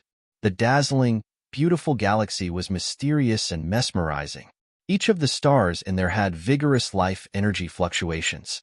Looking at that band of stars from below, people felt a terrifying pressure. Skyfall Star River. It's Skyfall Star River. It's real. It was under the sea of clouds. Billions of years ago, it was in the sky of Cloud Mist territory. After it had sunk into the sea of clouds, it has never emerged. Today, it finally came back to this world. This brutal creature got it. While the members of the Cloud Tribe were screaming in panic, Skyfall Star River changed into a twinkling chain. That chain was made of stars and was millions of miles long. The giant spirit grabbed it in one hand, which made him look like the only god that ruled space. He swung the chain and made it the most terrifying weapon. He attacked the crowd of the Cloud Tribe in Cloud Mist territory. As the chain was flung away, layers of shining starlight sparkled and covered the experts of the Cloud Tribe. Each warrior of the Cloud Tribe dissolved in the light as if they were made of water, and not even a bit of bone was left. The mad slaughter had begun. Cloud Tribe warriors ran away in fear. However, the chain was millions of miles long. It seemed to be able to pierce through the sky and earth, linking the past with the present. As the stars moved, the experts of the Cloud Tribe disappeared. The experts of the Cloud Tribe like Scylla and Dalsa couldn't escape their fatal fate. In the light of the chain, they sparked like fireworks and vanished. Quinn and his members of the High Priest Committee were scared out of their wits, and they tried to run for their lives. Unfortunately, the shining chain suddenly parted like a giant dragon, transforming into millions of light beams that shot everywhere. After that, hordes of Cloud Mist Territory members were killed. At the same time, Xian He, Ming Hao, and the others stood still, but the light beams didn't attack them. Those light beams seemed to have their own consciousness. Every time they came close to Xian He and Ming Hao, they changed their direction. In the vast territory of Cloud Mist Territory, those shooting light beams were moving fast and taking lives from Cloud Mist Territory experts. On the continents inside the territory, many experts could feel the changes in Earth and Heaven. They were curious to see what was going on. However, they weren't vigilant when a beam of starlight hit them and took their lives away. Light beams moved around the entire Cloud Mist Territory in every corner of the continents or the sky. Those lights had killed only warriors with soul altars. As long as they emerged, the light beams notified and killed them on their own, following their master's evil wish. Only one place wasn't touched. Grace Mainland was in the former location of the Cloud Tribe's Holy Land. Many experts there like Yang Tian Emperor could feel the great changes. They hovered in the sky of Grace Mainland to observe. They could see the warriors around the continent killed by the lights. Although they were close to those light beams, the fatal beams had avoided them. Recognizing the strange situation, the members of Cloud Tribe around had hope. They all came to Grace Mainland. However, more light beams shot toward them before they could approach Grace Mainland. Right in front of Yang Tian Emperor, Fu Wei, Feng Han, and the others, they perished. Jet black whirlpools appeared in the skies of the continents within Cloud Mist Territory. As soon as they emerged, they sucked crazily. The soul altars and the god power from the deceased were guided into the black vortexes. Hovering by the horrible existence like the giant spirit were 9 same black caves. They opened like giant mouths of beasts that swallowed the soul altars and the essence from the dead warriors. Xian He, Frederick, and Ming Hao felt horrible as they didn't know what that giant creature was. Until those vortexes emerged, Ming Hao was shocked. With divine light shooting out of his eyes, he screamed, "Shi Yin! That's Shi Yin!" The experts who had received Bloodthirsty's inheritances understood it now. They all gazed at the jet-black whirlpools. It was a strange phenomenon created by the devouring power Upanishad. Only the Overlord with the devouring power Upanishad could absorb the energy through the black vortexes in the sky. The fierce, ferocious giant that had stirred up the entire Cloud Mist Territory was Shi Yin. There was no doubt. When they looked at the savage eyes of that creature, they were more certain. At this moment, Shi Yin was sinking deep in his slaughter. His red eyes showed them that he was in an extreme condition. However, they knew he hadn't lost his mind yet. They knew that because the light beams didn't attack them even though they stood still. What happened to him? Audrey's lips trembled as she watched the fierce Shi Yin attack the entire world. She was filled with doubt and curiosity. His body can compare to the body of absolute beginning creature. His life energy fluctuated powerfully. I've seen the same thing on Hui. Also, even Dragon Lizard, the second generation of lizard, has a body that can't reach this level. Azure Dragon, the holy ancestor of the heavenly monster tribe, had lived for 100,000 years. At this moment, his voice trembled. If I'm not wrong, Shi Yin has transformed his body to the body of a real absolute beginning creature, just like Devour and Hui, the ones that have lived for billions of years. I wonder what happened to him down there. Azure Dragon startled everybody. The body of an absolute beginning creature. Only the real absolute beginning creatures could have a body like that, the legendary undying body. Shi Yin had reached that level. While they were talking, more and more Cloud Tribe fellows were killed. The chain that Skyfall Star River had created changed again. It was now a dazzling star map. The star map emerged in the sky of Cloud Mist territory. Beautiful stars began to fall from the star map. The experts of the Cloud Tribe bidding in the forest or underground were killed. Shortly after, the entire Cloud Mist territory had to bear the most terrifying damage ever. Almost all the experts were massacred. Boom! The giant with the red eyes punched the void. As soon as his fist rose, lights in this entire world extinguished. The world sank into thick darkness. Darkness had shrouded the world. That punch brought a desperate and destructive intent. His fist then emitted strange corrosive energy that flew extremely far distances and shattered halos of the stars. Darkness rose again and shadowed all of the lights. Inside the halo over there, Fandalay's body cracked and sounded like he had a lot of internal explosions. Dark blood trickled from the corners of his mouth, his face pale.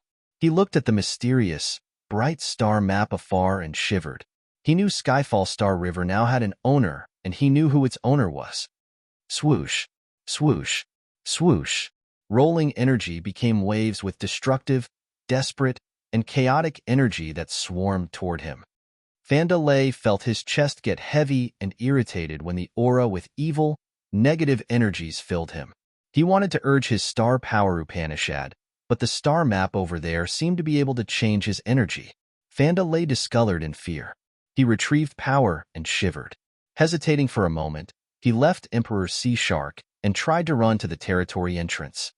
Soon, he reached the territory entrance and left Sillin and even Fan Huinai behind. He had ignored his subordinates and ran helter-skelter. Fandalay had run away, which also meant that no one could stop Shi Yan's massacre in Cloud Mist territory. He had used the most merciless deeds to clean all the stubborn warriors of the Cloud Tribe to rule Cloud Mist territory. The Cloud Tribe wouldn't rise again within the next 10,000 years. Chapter 1526, Surpass Bloodthirsty. Chapter 1526, Surpass Bloodthirsty. Cloud Mist territory. In this natural territory, a great change had happened. The Cloud Tribe had managed this place for thousands of years, and today, it was brutally cleaned. So many warriors of the Cloud Tribe were killed quickly. Even the ones hiding underground couldn't escape death. The creatures on the continents lived in misery. The Cloud Tribe fellows screamed hopelessly, but no one could help them. Dozens of black holes like open mouths of demons crazily swallowed energy and soul altars of the Cloud Tribe experts. Fear and despair covered and lingered in each of the members of the Cloud Tribe. No matter how hard they tried, they couldn't change this deadly situation. That year, when Fandalay commanded the experts of the Phantom Clan invading this land, he had shed blood on it. However, compared to this complete wash, it was just like a joke. By the barrier between Cloud Territory and Mist Territory, Xian He and Ming Hao lifted their heads to watch the sky and the giant creature. They saw the bright red eyes become slowly sober. They all felt lucky for being able to see daylight after the thick mist went away. Shi Yin had fallen into a mad slaughtering. They deeply felt this fear. While Shi Yin was cleaning the warriors of the Cloud Tribe, they didn't dare to act rashly as they were afraid that Shi Yin would accidentally kill them too. They were lucky that Shi Yin still had his sound mind. The life-taking beams acted as if they didn't see them. He was so frantic. Xian He sighed and shook his head with emotion. When I first saw him that year, I had never thought that he could reach today's height. He has the territory Ancestor realm and the absolute beginning creature's body. He has the devouring power Upanishad and the 8 great, evil power Upanishads. He even has space, star, and life power Upanishads. He's the son of heaven, indeed. Ming Hao was also emotional. When he first met Shi Yin, he didn't really appreciate him. He thought that Shi Yin was just luckier than others, and that he would never reach Bloodthirsty's level. At this moment, Shi Yin's competence and realm weren't less than Bloodthirsty. He had even surpassed him in some aspects. For example, Shi Yin had the absolute beginning body, and he had mastered the star, space, and life power Upanishads. Bloodthirsty didn't have those fierce features. Besides those, Shi Yin had the power Upanishad symbol tower. And now, he got the absolute beginning divine weapon called Skyfall Star River. As they were at Territory Ancestor Realm, Qian He and Ming Hao secretly compared Shi Yin and Bloodthirsty in his peak condition. They suddenly had a feeling that if these two fought, Shi Yin would have a higher chance of winning. In other words, Shi Yin had surpassed Bloodthirsty at his best condition. They were totally convinced. Lifting their heads to observe Shi Yin, the unique demon, Ming Hao, Qian He, and Frederick kneeled. At this moment, they were wholeheartedly subjected to Shi Yin. They knew that in the future, Shi Yin would advance further and not just simply stop at this realm. In the future, Shi Yin would become the overlord of all galaxies. He would make all the races bow to his feet. Near them, a group of warriors was shaking like leaves in the wind. They didn't dare to run or move. They were the members of the Phantom Clan, including Fan Huinai, Fanda Lei's older sister. When the light shone on her, her soft body was chilled. Seeing the black holes in the void, she knew Shi Yin was that brutal demon. Filled with fear from seeing the familiar faces from the Cloud tribe get killed, she slumped helplessly. At this moment, all the soul altars in the sky were drawn into the black hole. Petrified, Fan Huinai and the members of the Phantom Clan couldn't speak. They were dumbstruck as they watched Shi Yin, the giant spirit. Time flew silently. Gradually, the souls and god power of the dead Cloud tribe warriors were taken away by the black holes. Slowly, the jet-black whirlpools scattered around Cloud Mist territory gathered around Shi Yin like clusters of black clouds. They fused with each other and became a massive black hole. Eventually, it came to Shi Yin's body. Shi Yin's massive absolute beginning body looked even bigger than a planet. Slowly, he shrank in the world of starlight. From a giant demon, he returned to the size of a normal human. This process happened fast. Within around 10 breaths, the giant demon disappeared and Shi Yin reappeared. He didn't change a bit. At first glance, people didn't recognize any chance. Only the existences like Ming Hao and Xian, he could feel the immense vitality in Shi Yin's body. The vigorous life energy fluctuations made them awestruck. After Shi Yin had returned to his old shape, his eyes were still closed. The sea of stars created by Skyfall Star River turned into a jet of light that fell from the sky and entered Shi Yin's sea of consciousness, and then his soul altar through his head. Qian He and the others naturally gathered around him. Azure Dragon and De Carlos had respect on their faces as they stayed quiet. Further from them, Fan Huinai asked her fellows from the Phantom Clan to not act rashly and just watch the situation in silence. After a while, Emperor Sea Shark flew toward them. With a complicated face, he steadied by Shi Yin and watched him and felt the earth-shaking life energy in his body. He entered the Territory Ancestor Realm eventually. I've met many First Sky of Territory Ancestor Realm experts, but I'm sure that no one can beat him. When his realm steadies and his god power condenses, he can challenge the characters at the level of 10 great Territory Ancestors. He's incredible, appraised Emperor Sea Shark. When he first met Shi Yin on the seabed of the Sea of Annihilation, Shi Yin had a low realm. When he had to confront Feral and Neptune, he didn't have the power to resist.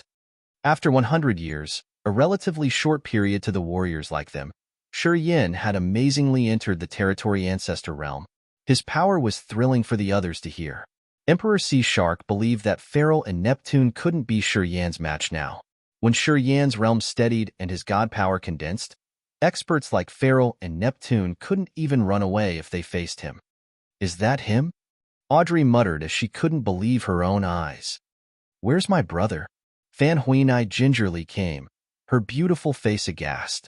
She asked Emperor Sea Shark, "Where is my brother? Where is Fandalay? Is he okay?"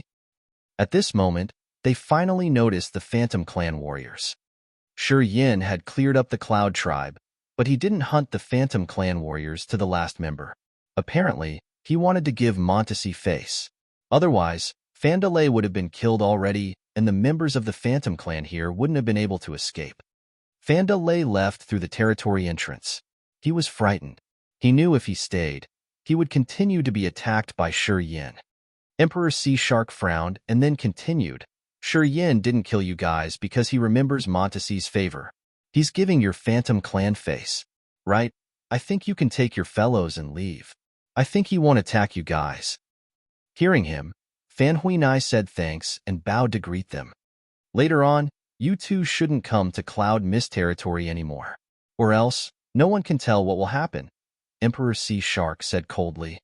Fan Huinai's beautiful eyes batted as she stuttered. No, we won't dare. She had made up her mind. Even if she had to die, she would never come to Cloud Mist territory or provoke Shi Yin ever again. The experts of the Cloud Tribe were all killed. Wasn't it a good lesson to them? She had brought the beautiful people of the Phantom Clan, shivering while heading towards the territory entrance. They were afraid that Shi Yin would open his eyes and kill them in any second. When they came to the territory entrance, they could exhale in relief. They took all the warriors watching the territory in trance with them and left Cloud Mist territory. Cloud Mist territory no longer had a member of the Phantom Clan left, and all the experts of the Cloud Tribe perished. Of course, Cloud Mist territory had many warriors from other races and forces, including High Realm warriors. They also wanted to seize the chance and do something. However, when they realized that all the experts of the Cloud Tribe were massacred, they were scared out of their wits and discreetly left. Some wise leaders of the other forces came to Grace Mainland to show Yang Tian Emperor, Fu Wei, and the others their goodwill. They never dared to provoke the warriors on Grace Mainland, and they were going to submit a certain amount of cultivating materials to Grace Mainland every year. They surrendered, but they knew things have changed. They understood that the master of Cloud Mist territory was no longer Fandalay and the members of the Cloud Tribe. The new master was the owner of Grace Mainland. 3 months passed by rapidly. During the time, all the forces, big and small, had come to Grace Mainland to show their attitude and loyalty. Without Fandalay and the experts of the Cloud Tribe, the entire Cloud Mist territory was managed by the warriors of Grace Mainland. This territory had a new master. The Phantom Clan didn't send any hotshot to the place, so the territory gradually quieted down. Deep inside the Sea of Clouds, Shi Yin hovered still. He had sat there for 3 months. Audrey, Yang Tian Emperor, Blood Devil, and Emperor Sea Shark guarded him and waited for him to steady his realm and wake up. They all knew that Shi Yin needed time to refine his energy after the bloody genocide and his breakthrough to the territory Ancestor realm. He needed to quiet down his mind and strengthen his realm. They were waiting for Shi Yin and protecting him in case someone tried to seize the chance to ambush him. Today, after 3 months of staying silent, Shi Yin exhaled and woke up as people around were expecting him. Opening his eyes, Shi Yin looked calm and relaxed as usual. It seemed like he didn't change a bit.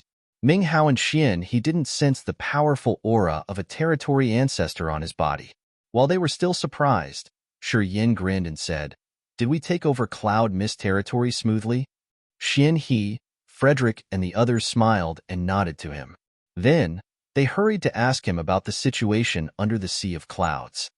At this moment, the space barrier by the Sea of Clouds had resumed its layers. No one knew what was under that thick layer of clouds. Of course, they didn't know what had happened to Shi Yin. Shi Yin didn't want to explain and just smiled. "I got Skyfall Star River and entered the territory Ancestor realm. Montesi brought me here to give me a big encounter. Yeah, at this moment, Cloud Mist territory is secure. You guys can stay here to cultivate. I need to go out for a while." "Where are you going?" asked Audrey. "When I was in the Sea of Annihilation, I got the worst from Feral, Ricardo, and Neptune. There are some due debts. Time to clean it up," Shi Yin said in a husky voice. "I'm going with you." Emperor Sea Shark was startled as he screamed. "I got some debts I want to take back too." "No, you're staying here. Cloud Mist territory needs to be protected by you. If you aren't here, I will be worried," said Shi Yin seriously. "But," Emperor Sea Shark was flustered. "You just got the original symbol. You need more time to study it. Stay." Shi Yin's eyes scanned the crowd, and he got up with a smile. He didn't mind the others and disappeared little by little under their gaze. Chapter 1527. Retaliation starts from you. Chapter 1527. Retaliation starts from you. Under some empty land, deep inside the sea domain of nihility, pieces of broken stars and asteroids gathered and created an endless continent. Cities were built inland. Some were small with a population of tens of thousands of people, but some were big enough for hundreds of thousands of people to dwell in. Dozens of thousands of years ago, this place was just a black void of space without a single rock. A warrior had traveled to this area and found so many territory entrances that were like adjoining whirlpools on the seabed of the Sea of Annihilation. He had spent dozens of years exploring those territory entrances. He found that each of them lead to a strange world. Those territories had a lot of natural resources and strange races living and cultivating. Those were the lands that were full of earth and heaven energy and very suitable for warriors to cultivate in. He told his friends about his findings. Gradually, more and more warriors went to explore those territories. They had established the bases by those territory entrances. Some experts with supernatural powers had moved the asteroids and built cities. The hotshots were sent to guard their cities year-round. After millions of years, many races had risen. The 7 great clans slowly became overwhelming. More and more warriors guided the broken pieces of the stars and massive asteroids to this area. They then built fortresses and cities. After a long time, broken stars and asteroids joined together and created a continent. This continent didn't exist at first. Since it was created piece by piece, it was called Empty Land. Empty Land had many territory entrances leading to different territories. Slowly, it became a crowded, lively area. Just like the Sea of Annihilation, it attracted the 7 great clans. They had all come and established their bases with elite forces.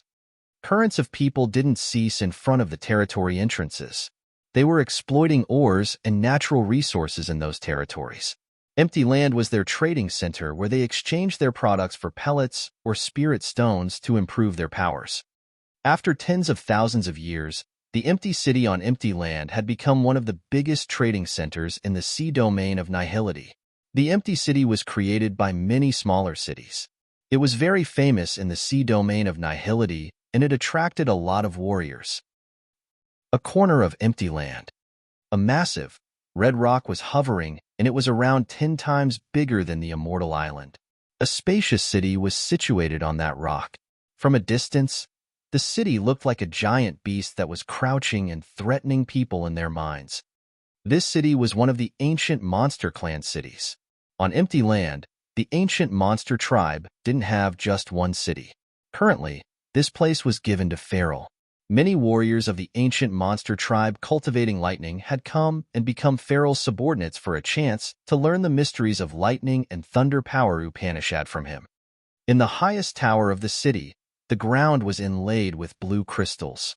Lightning flashed inside those crystals and made the warriors look like they were walking on lightning. Feral was wearing precious garments, sitting on a massage chair and watching the city in front of him. In Empty City, those smaller cities belonged to different clans, including the Soul Clan, the Mysterious Sky Clan, the Devouring Clan, the Black Demon Clan, the Phantom Clan, and the Whitebone Clan. 6 beautiful maids from different races wore flimsy clothes that exposed their white skin. They were holding fruit trays, smiling and serving Feral. A girl from the Arctic Fox tribe who was about 17 years old had an oval face with picturesque brows, her eyes bright when she shoved her body onto Feral's chest. "Sir, when will you teach me the power Upanishad?" This little girl was from the Arctic Fox tribe, a dependent tribe of the ancient monster tribe. She had cultivated lightning and thunder power Upanishad to the incipient god realm. When she heard that Feral had joined the ancient monster tribe, she volunteered to serve him and use her beauty to exchange for knowledge of her power Upanishad. Feral liked her very much. The other 5 girls were also from the tribes dependent on the ancient monster tribe. They were all beautiful and cultivating lightning power Upanishad. They had volunteered to serve Feral with the hope to perceive more knowledge of lightning power Upanishad from him. In the sea domain of nihility, the competition was harsh. Many tribes dependent on the ancient monster tribe were fighting in the dark. Among them, the Arctic Fox tribe was a small and weak one. The women of this tribe were pretty, but they didn't have good innate talents or vigorous bodies. Usually, they came to depend on the stronger races. Each girl of the Arctic Fox tribe would choose to depend on the experts of the ancient monster tribe. They used their beauty to earn favors and increase their competence. It was an easy method somehow. No need to hurry. After the meeting, I will rest and then teach you. Farrell squinted, his big hands rubbing her round rear end. He was looking at a city far in front of him and was suspicious. After they had failed in the Sea of Annihilation, Edgar, Beverly, and Judy didn't give up. They had talked for a long time. Of course, Farrell wasn't qualified to join the meeting.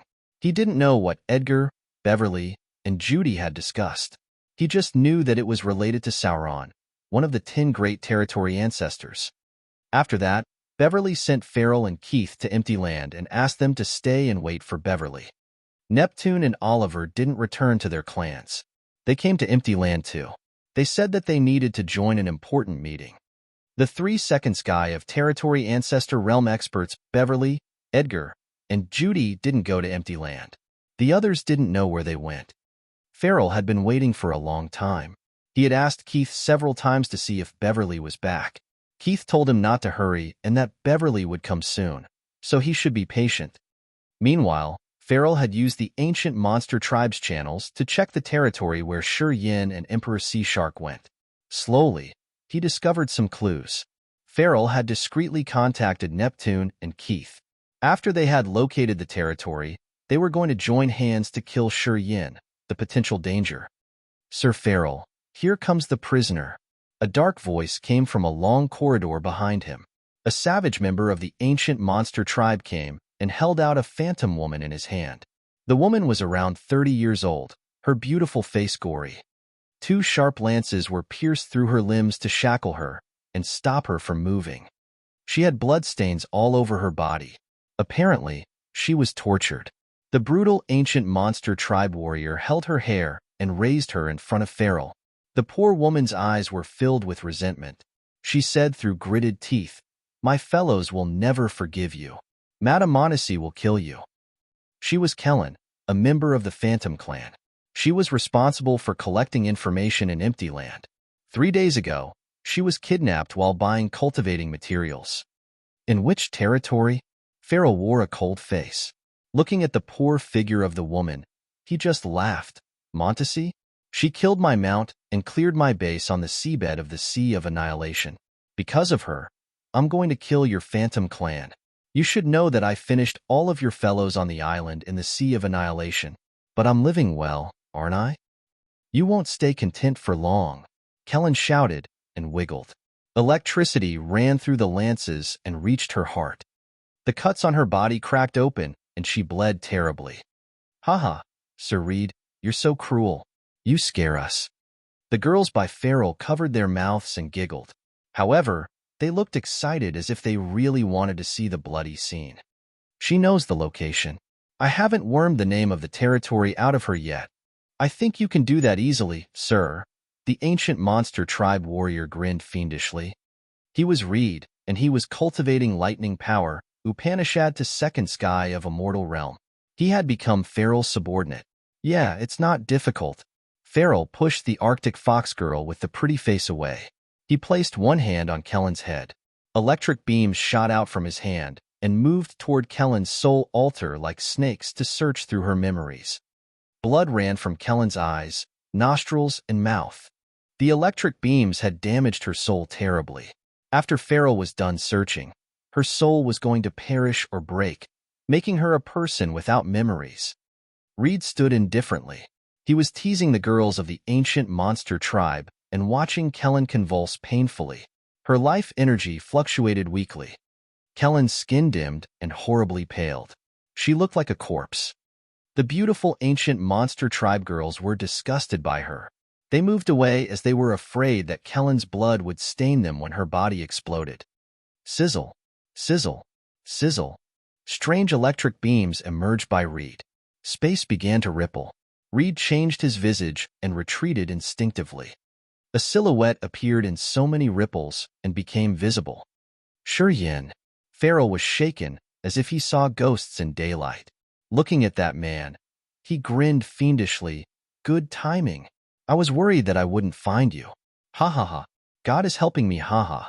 The power Upanishad symbol tower is predestined to be mine. As soon as Farrell's laughter arose, the members of the ancient monster tribe from every corner in the city gathered. Shadows of experts came and besieged the one who had just used the space power Upanishad here. After the warriors from hundreds of meters around gathered, the ripples ceased. Yin emerged. He checked Farrell and saw that Kellen was nearly dead. He wore a cold face as he said, "Farrell, my slaughter will start with you." Chapter 1528, Trample. Chapter 1528, Trample. Yin. You dare to come to empty land. You court death yourself. Haha, I will get your power Upanishad symbol tower and refine a lightning original symbol. Farrell faced the sky and roared. His roar turned into blazing lightning winding around the city and activating barriers and restriction for defense. This city of the ancient monster tribe was bestowed to Farrell by Beverly. Farrell had strengthened it with his lightning power. At this moment, the entire city walls were filled with terrifying electricity. Each stone had the power of lightning. As he was bellowing, the city seemed to become a massive lightning beast in the earth-shaking thunder. Argurghai, kill him. Help our master kill him. Hundreds of warriors of the ancient monster tribe controlled the lightning and surfed on the electric river, roaring and advancing. All of them were members of the ancient monster tribe under Farrell's commands. They all cultivated lightning power Upanishad. This city was changed by Farrell, which was pretty suitable for them to stay and cultivate their power. In this place, a third sky of incipient God realm expert could have the power of a first sky of immortal realm expert. Boom, boom, rumble, rumble. Massive dark green lightning balls appeared with flashes. They shot out of the wall by Yin and aimed at his chest. The overbearing lightning and thunder power struck Yin's body. The python-like electricity moved and nibbled inside him, attempting to smash his frame and pounding him into a dough or even ashes. Haha, I don't need to labor to find you. Thanks for saving me time and effort. Farrell was excited and smiling. He stood imposingly like the only god in charge of lightning and thunder in this world. The entire lightning strikes and thunderclaps in the city followed his commands. Boop, boop, boop, boop. Sounds of popping beans arose from Yin's body. He was slightly shivering, but his face was strangely calm. Farrell, you've made no progress. You think you can swagger around with your first sky of territory Ancestor realm? Yin looked calm and casual. He moved, and a brutal aura shot like a light column into the sky. Instantly, his body grew scale armor and bizarre spikes. As all the members of the ancient monster tribe were screaming, Yin changed earth-shakingly. He swelled up into a fearsome giant whose head touched the sky and feet trampled the ground. The giant had eyes that were like red suns. His thick, murderous aura made people in the cities nearby shiver and discolor. Break! The giant's hands ripped the city of the ancient monster tribe as if they could actually tear the entire sky. His towering body was several times bigger than this city. He was using both hands and feet to crush the entire city quickly. The weaving lightning and thunderclaps were like little mosquitoes that couldn't endure one attack. They couldn't even scratch him. Farrell looked at Yin, the giant from the ruins of his city. It was the first time he felt fear. Absolute beginning body. Territory Ancestor realm. He mumbled. Finally, he knew it wasn't his impetuous youth that made Yin come here alone. Yin was sure about his victory. Galaxy covers the sky. Sun and moon rotate. Roars that shook the sky arose from deep inside the clouds. The brilliant stars emerged one after another and created a vast galaxy. The suns, moons, and stars twirled. The scorching lights and cold beams shot together with meteors. The ancient monster tribe warriors vomited blood when they saw the mysterious galaxy. Crack, crack, crack. As Skyfall Star River covered them, Their soul altars cracked without any signs. Then, their soul altars shattered and became ashes. Run. Run for your life. The High Realm warriors of the ancient monster tribe screamed ear-piercingly and tried to leave as fast as they could. Boom, boom, boom.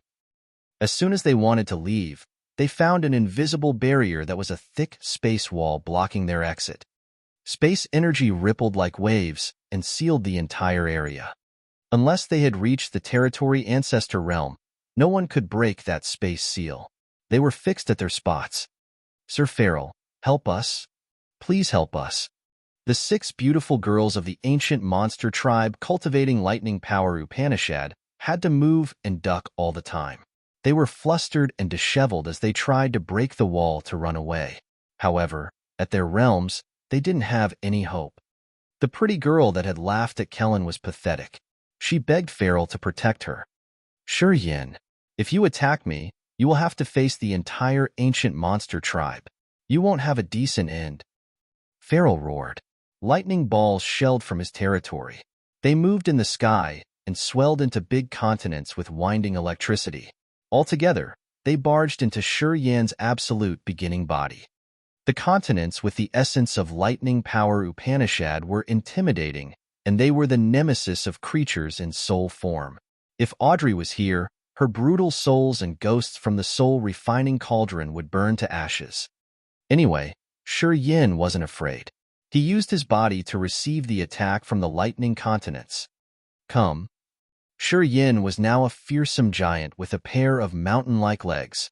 He trampled the continents and smashed them into pieces. Skyfall Star River hovered above his head. While his thoughts changed, it became a constellation of a massive bear. It was the star energy from Skyfall Star River. The giant bear roared, its voice echoing through empty land. Many warriors were shaken hard. The giant beard made of stars pounded its chest and stomped its feet, turning into a jet of light that aimed at the lightning balls above Feral's head. Boom, boom, boom. The earth-destroying explosions arose above Feral's head. All the lightning balls that contained Feral's pure dark energy exploded at once. The fortress of the ancient monster tribe is in a war. Absolute beginning creature. It's an absolute beginning creature. Gosh, what's going on?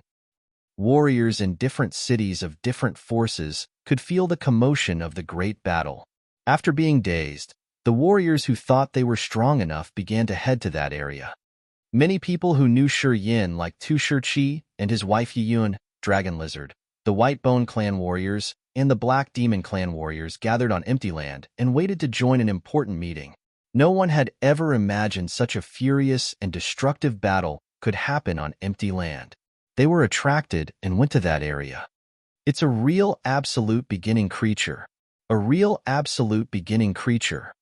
Forefather Dragon Lizard closed his eyes to sense for a while. He suddenly hissed in excitement. The energy fluctuated from that giant made him feel shame. Only the real absolute beginning creatures could have such powerful bodies with extreme energy. Oh, why do I feel like it's familiar? Looking at the changing sky and feeling the aura of the sealing space, Yiyun batted her eyelashes. After a while, she screamed hoarsely, "It's Sure Yin. It's Sure Yan's aura." Hearing her, Forefather Dragon Lizard and Tu Shih were frightened. Looking at the giant whose head touching the sky, they felt that it was so unreal. Endless darkness. Thick darkness expanded and covered Feral and the members of the ancient monster tribe. 2 figures stood imposingly in the dark. They were Sure Yin and the giant beard created by the stars. The giant beard was sparkling beautifully while roaring and stomping the ground. It had smashed the ruins of the city into stone powder. The warriors of the ancient monster tribe down there were crushed into bloody dough shortly after. The darkness was filled with destructive, desperate, and corrosive energy. Slowly, Sure Yan's giant figure disappeared in the dark, leaving only the giant bear with a starlight chain in its paws. It was crazily chasing Feral and smashing his thunder and lightning territory. The warriors of the ancient monster tribe and the 6 women who had exchanged their beauty for power Upanishads didn't have anything left. Standing in between puddles of crushed bloody flesh, Kellen of the Phantom Clan regained some spirit. She looked at the young man and her puzzled eyes slowly brightened. You are Shi Yin, Madame Meiji's man? Kellen suddenly found vitality filling her dying body. Her blurry consciousness slowly resumed. She was bewildered for a while. When she understood it, she kneeled and sobbed, "Thank you for saving my life. Kellen will never forget your grace. You shouldn't stay here. I'm going to take you away to somewhere safe first." Shi Yin nodded. In the thick darkness, he opened a bright passage and took Kellen out of here. After Kellen had left, Shi Yin was like the spirit in the night and snorting. Suddenly, he had become thousands of himself like the sea of people filling the thick darkness. It was the ability of the soul control power Upanishad. Feral was chased after by the giant bear and suddenly felt a chill. He saw many powerful shadows using different power Upanishads including space, star, death, life, destruction, despair, corrosion, chaos, and more. To make matters worse, they were coming towards him. In this moment, Feral was petrified.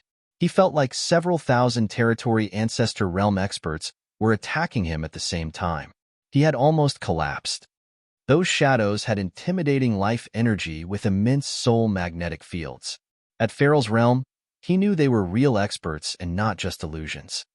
The power Upanishads they were using were all powerful and mysterious with strong lethality. Feral felt helpless and powerless. "Feral, you are going to die here today." Thousands of people were screaming at the same time from everywhere and hitting Feral deep in his soul. He was more restlessly insecure. Chapter 1529. Dreadful Might Fills the Sky. Chapter 1529. Dreadful Might Fills the Sky. After reaching the territory Ancestor realm, Shi Yan's harvest was beyond what others estimated. He had especially formed an absolute beginning body, the most powerful body in the universe that only absolute beginning creatures had. Within a split second, he could swell up to be as giant as a whole planet or shrink into his human form. The power inside the absolute beginning body was much more intimidating than the 7 great clans in the sea domain of nihility. Even the experts of the ancient monster clan or the black demon clan who were famous with gifted, vigorous bodies couldn't compare to the absolute beginning body. He had mastered around 10 power Upanishads with 2 souls, and he even got the power Upanishad Symbol Tower and Skyfall Star River. When he used his best powers, the ordinary territory ancestors couldn't match him. Even Forefather Dragon Lizard would be defeated if he faced Shi Yin, despite reaching the territory Ancestor realm. It was obvious from his face while he was watching Shi Yin in a distance. In Cloud Mist territory, Shi Yin had broken through to the territory Ancestor realm and cleaned up the Cloud Tribe's experts. He had taken in their god power and refined their soul altars. He thought he could refine an absolute beginning original symbol or increase his god power. However, it didn't happen that way. After he had reached the territory Ancestor realm, he recognized that the gap between the territory Ancestor realm experts and the immortal realm experts was too vast to cross. When he was still at the peak of immortal realm, the energy he harvested when he slaughtered the others could be used to increase his god power or refine his body. However, after he had transformed his body into the absolute beginning body and reached the territory Ancestor realm, he found that his need of god power was too enormous. The energy he got after killing all the experts of the Cloud Tribe couldn't increase his energy a lot. He calculated for a while. The energy he had taken in had increased his god power by around 20%. It was still far away from brimming. He suddenly recognized that after he got the absolute beginning body and reached the territory Ancestor realm, if he wanted to be stronger, he had to aim for the other territory ancestors. Only killing the territory ancestors would help him accumulate energy fast to increase his god power and refine his body. Desolate's threat was like a shadow shrouding his heart that hadn't dispersed yet. At this moment, he still felt helpless if he had to face Desolate. Desolate was getting stronger every day at an amazing speed. Thus, his eyes gazed at Feral. He had to hunt territory ancestors to become stronger. It was how he could reach second sky of territory Ancestor realm early. Sure Yin, is that you? Forefather Dragon Lizard's voice arose from afar. Forefather Dragon Lizard was in his human form. With a stern face and uncertain voice, he asked, how did you get the absolute beginning body? Gosh, you've reached this height. Fierce. He was talking to the darkness because even his power couldn't pierce through Shi Yan's endless darkness to see his real body. In the thick darkness, different kinds of energy fused together and became a giant shadow holding Skyfall Star River in his hand. The stars in the sky were moving around and creating a mysterious and gloomy atmosphere that covered the entire place. Inside that pitch-black area, many shadows were combining their power Upanishads and giving Feral a lot of pressure. The earth-shaking thunder reverberated in that dark area together with Feral's crying. Apparently, Feral was in a passive position. He was beaten up. Silhouettes shot away from cities on empty land like meteors. One of them looked so prominent. She was wearing a 7-colored dress that decorated her mesmerizing contours. Bands of divine light from outer space emitted behind her like weaving rainbows. They looked like a pair of massive, rainbow wings on her back. While she was flying in the sky, her enormous aura had scared many warriors away. Who's that? What a powerful aura. I've never seen her before. She doesn't look like a member of the 7 great clans, does she? She has an extraordinary aura. Her power Upanishad, air, we've never seen before. Is she an outsider? I don't know. While the woman was tearing the void to come, her energy had bumped into many warriors of empty land and sent them away. They looked mesmerized as they discussed boisterously to know the woman's identity. She was like a beautiful bright pearl. The light rippling from her eyes had stunned people. Between so many fluttering bands of rainbows, she landed by Forefather Dragon Lizard, Tu Shi, and Yun. The woman smiled casually and nodded to Forefather Dragon Lizard with a smile. Your blood smells so good. Forefather Dragon Lizard was bewildered. He was shocked and pointed at the woman while he stammered. You are also a precursor from the absolute beginning era? Little lizard, you have keen eyes. Yeah, it seems that the bloodline you got from your ancestor is thick enough. That woman was Zi Yao. She smiled at Forefather Dragon Lizard, her eyes icy cold. It should taste good. It seems that you can help recover my energy a lot. Swoosh, swoosh, swoosh. Rainbow bands that had stretched thousands of miles shot from behind Zi Yao and winded Forefather Dragon Lizard. Forefather Dragon Lizard changed his visage and roared. He transformed into his real body, a giant lizard. He roared and howled, lava gushing from his body and shooting towards those rainbow bands. The rainbow bands were actually outer space streamers with lives and intellect. As Zi Yao's power Upanishad changed, they arrayed into a beautiful, bright formation. The brilliant rainbow bands weaved and Forefather Dragon Lizard's lava disappeared magically. Tu Shi and Yun grimaced and yelled. They wanted to use their power Upanishads to release Forefather Dragon Lizard from Zi Yao's restraint. After Shi Yin had taken his fellows to Cloud Mist territory, Zi Yao had gotten out of the space basin to recover her power. Forefather Dragon Lizard had lizard's blood in his body, which was a great tonic to Zi Yao now. Recently, as her power was partly recovered, Zi Yao wasn't afraid of Forefather Dragon Lizard. He had just reached first sky of territory Ancestor realm.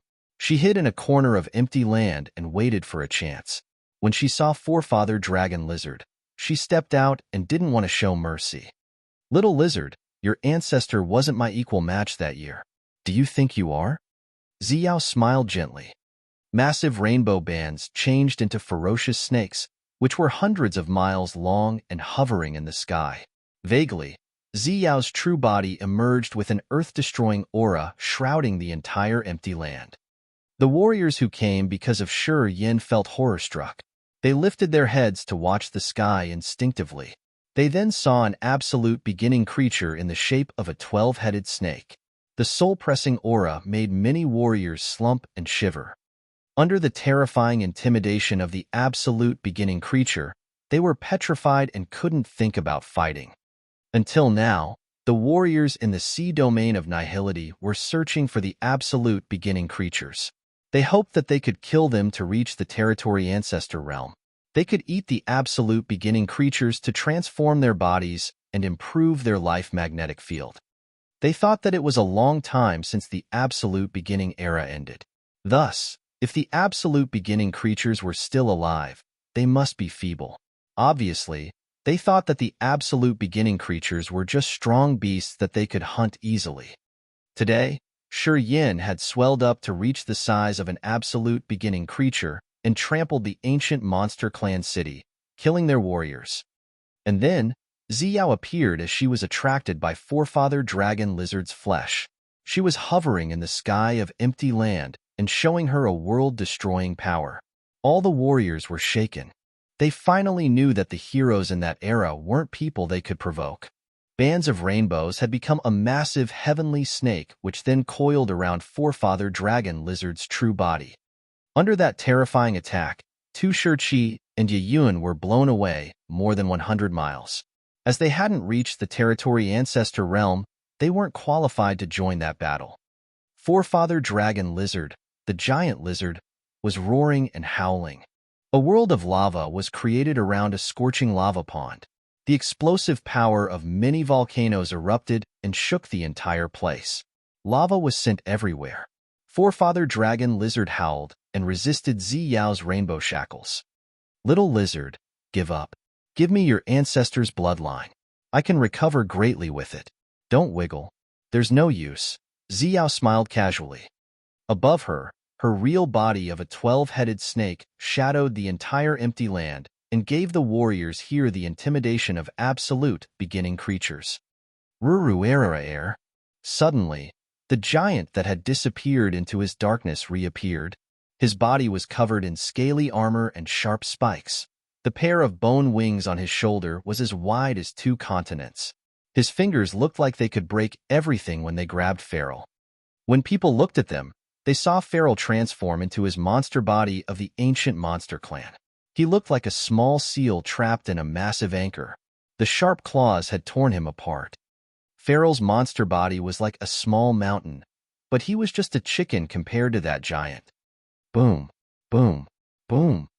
Lightning balls exploded inside Feral's body as he shrank. The giant ripped his body. Yin grinned and lifted his head to look at Zi Yao's 12-headed snake body, which was as big as his. He shouted, "Forefather dragon lizard is my friend. Stay away from him." Zi Yao hovered in the sky above the massive lizard. Hearing him, her eyes turned cold but her smile didn't cease. "You heartless man. You don't even want to give me a little lizard. You don't have any affection for me, do you?" Then, her eyes changed and showed her endless passion for him, drilling into his eyes charmingly. "In Raging Flame Star Area, we had been through a lot of ups and downs. I followed you to Agate Star Area. I've been waiting for you for so many years to receive this. If I can't take this little lizard to recover, Desolate will kill me soon. Are you that heartless to see me die?" At this moment, she sounded like the real Zi Yao. Chapter 1530, Pure Gold Spirit Ant. Chapter 1530, Pure Gold Spirit Ant _ Zi Yao looked emotionally sincere. Her eyes were like rippling lights and her voice was touching. She was so surprised, though. She could never estimate that Yin had refined the absolute beginning body after a short course of dozens of years being away from desolate territory. It meant that Yin's body's evolution wasn't less than theirs. It meant that Yin could reach the ultimate, undying level of life. She couldn't consider Yin, a piece on her chessboard, as a trivial character. Today, she knew Yin matters. She finally considered Yin an equal existence like Desolate and Devour. Thus, she made use of the knot of love between Yin and her clone to mess his mind up. The experts of Empty Land felt the shockwaves from the impact of earth and heaven energy and saw the giant creatures in the sky. They hurried to gather. There were the peak existences of the 7 great clans like Keith of the ancient monster clan, Labit of the devouring clan, and Neptune of the soul clan. They all got the news and they were gathering in Empty Land to attend a secret summit. There were also many warriors who didn't belong to the 7 great clans. They were the famous experts living for a long time on empty land. Also, many of them weren't weaker than Emperor Sea Shark, as they were at first sky of territory Ancestor realm. An old man with a hunchback holding a bone staff was standing and shaking in the crowd. He had a wrinkled face accompanied by a long, gray beard that touched the ground. His brown eyes were moving swiftly as he gazed at Zi Yao's graceful body. Vague, strange lights shot out from his eyes. The hunchbacked man wasn't eye-catching in the crowd. He didn't have an earth-shaking aura. However, when Zi Yao released rainbow bands to bind Forefather Dragon Lizard's giant lizard body, the shockwaves had wobbled a lot of warriors.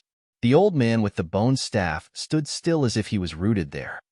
Not far from him, Gay of the White Bone clan had just arrived and noticed that old man. He felt familiar as he remembered someone had told him about this old man. Gay frowned and tried to search his memories. "I don't remember the old love?" Shi Yin urged his giant body and stood on empty land like a giant demon conquering the entire world. His voice thundered, "Let alone that you're not Zi Yao. Even if you are, I won't let you eat Dragon Lizard." The ferocious giant stretched his body. The 2 wings that were like continents opened. Crack, crack. Layers of spaces emerged on the wings and created many tiles, each tile a different space. Hundreds of small tiles merged into a massive cube that was radiating dazzlingly and filling with chaotic and unpredictable space energy. Each side of that massive cube had different spaces where there were many sparkling planets. Those planets had mountains, lakes, rocks, and many plants that weren't different from a real world. The world created of many spaces suddenly appeared and merged with a real world under Zi Yao's heavenly 12-headed snake, separating Zi Yao's true body and clone. Forefather Dragon Lizard couldn't even lift his face under the pressure from Zi Yao. Suddenly, he roared and got rid of her restraint. Zi Yao hovered above the giant lizard, her flowery cheeks cold. She snorted and then said, "You control a lot of things. Shi Yin, you dare to kill feral of my clan. The ancient monster clan won't let you leave empty land alive."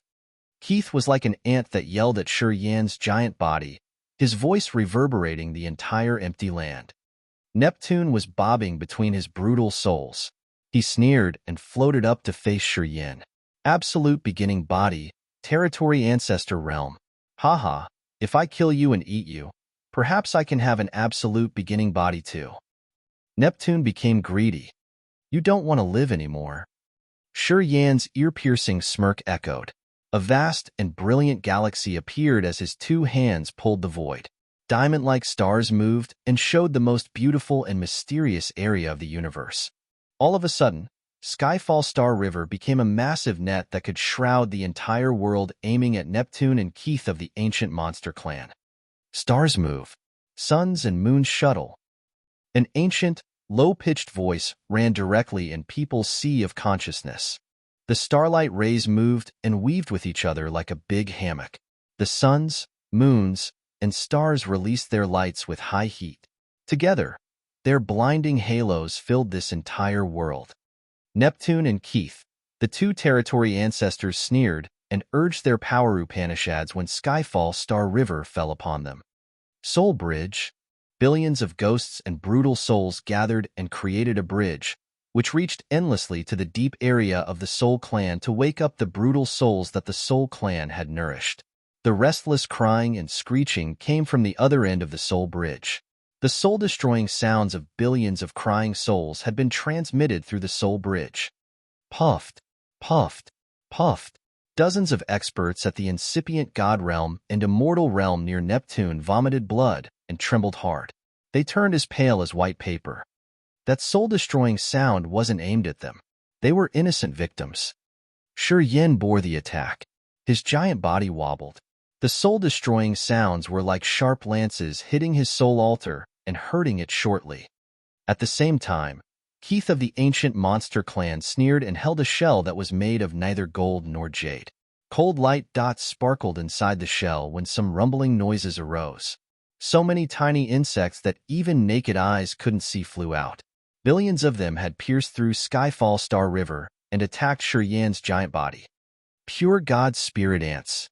Zi Yao screamed in panic. Her true body in the void quietly disappeared. The pure gold spirit ants had existed since the absolute beginning era. This kind of insect was so terrifying even to absolute beginning creatures. They were so minute that eyes couldn't see them, and there were billions of them with a horrible reproduction rate. They just needed blood and flesh to create their next generation within seconds.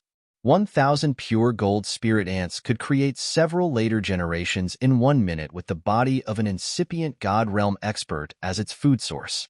They could become billions quickly. To the creatures with giant bodies, the pure god spirit ants were more powerful. This sort of ant was their nemesis, indeed. As Keith knew Yin had the absolute beginning body and killed Feral, he must have prepared something before he attacked him. The pure gold spirit ants were an instant kill attack that Keith had spent hundreds of years to find. He had labored to breed them to this massive scale. It was his secret weapon specialized for absolute beginning creatures.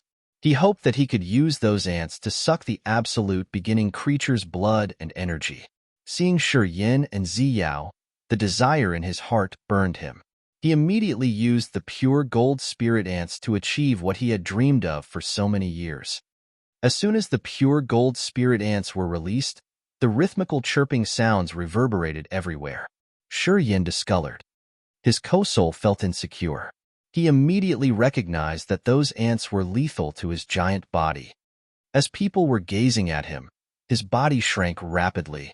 After each second, he got dozens of times smaller. After 7 seconds, he had returned to his normal size. At this moment, the pure gold spirit ants were swarming like gold sand and trying to suck his body's energy. As the others were gazing at him, Yan's acupuncture points diffused white mist and smoke. As soon as the mist permeated the area, an extremely sour smell arose. The ants that people couldn't see with their naked eyes screeched in fear and tried to retreat. Boop, boop, boop, boop. Low but thick breaking sounds echoed as the ants eroded and melted. Keith's face changed greatly. He couldn't help but shout at Labit. How did he get the corrosion power Upanishad? Not far from them, Labit of the Devouring clan looked dark. He used Devouring Power Upanishad to swallow and refine my clan's young master. He got all the power Upanishads that our young master had. Hearing him, the warriors in this area discolored. Putai of the Devouring clan was very famous. He was predicted to be the most outstanding young expert of the new generation in the sea domain of nihility and was much more talented than Meiji and the others. Putai had disappeared mysteriously, puzzling many other warriors. Now, from Labit, they knew that Putai was killed by Yin.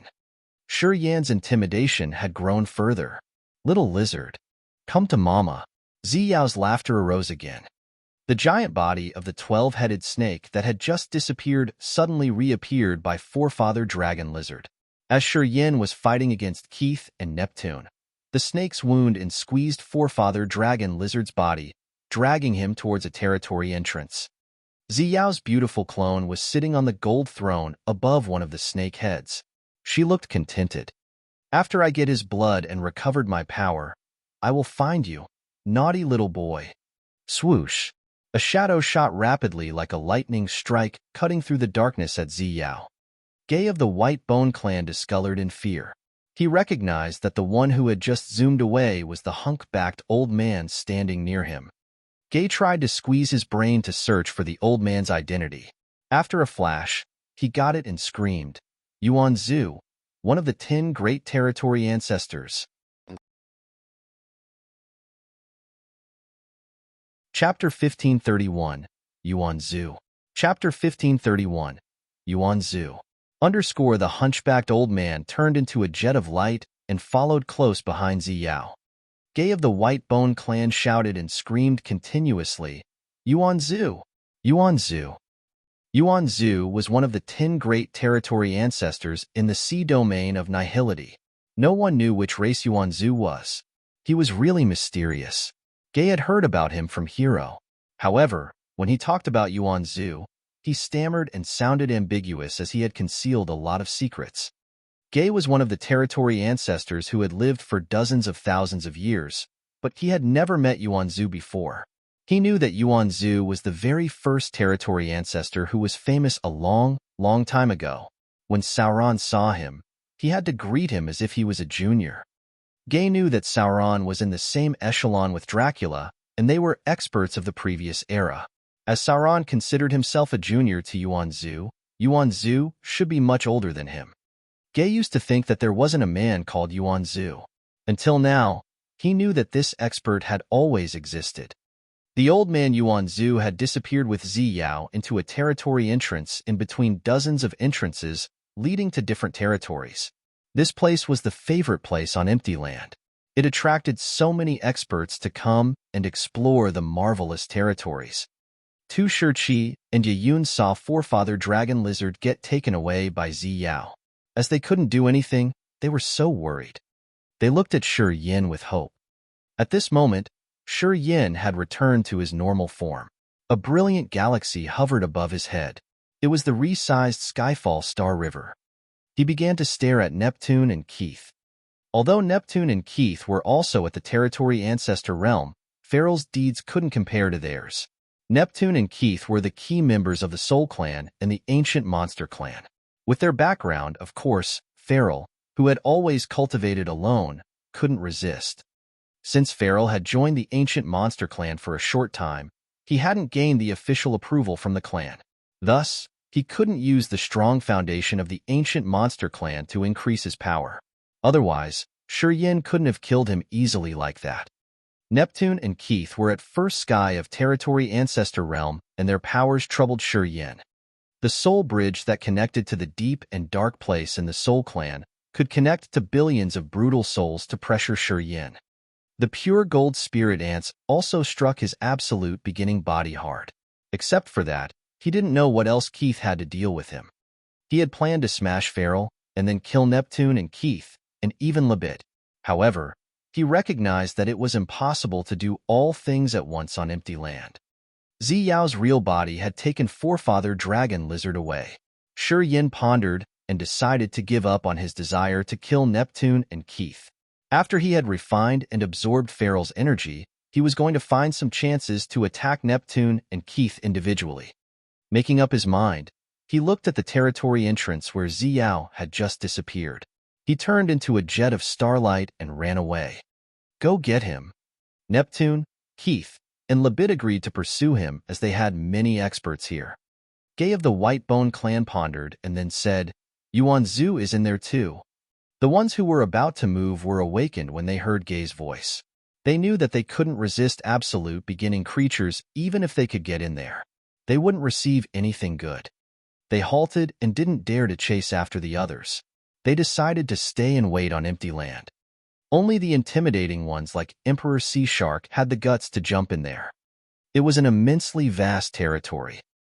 This territory was naturally formed with so many inhabited planets that totally contrasted to the sea domain of nihility. The entire territory was filled with vitality and living auras that only a natural territory could have. In the middle of the twinkling territory, on a dead star that was abandoned for billions of years, there was no tuft of grass on the ground under the gray sky. Zi Yao's real body ascended and occupied almost the whole dead star.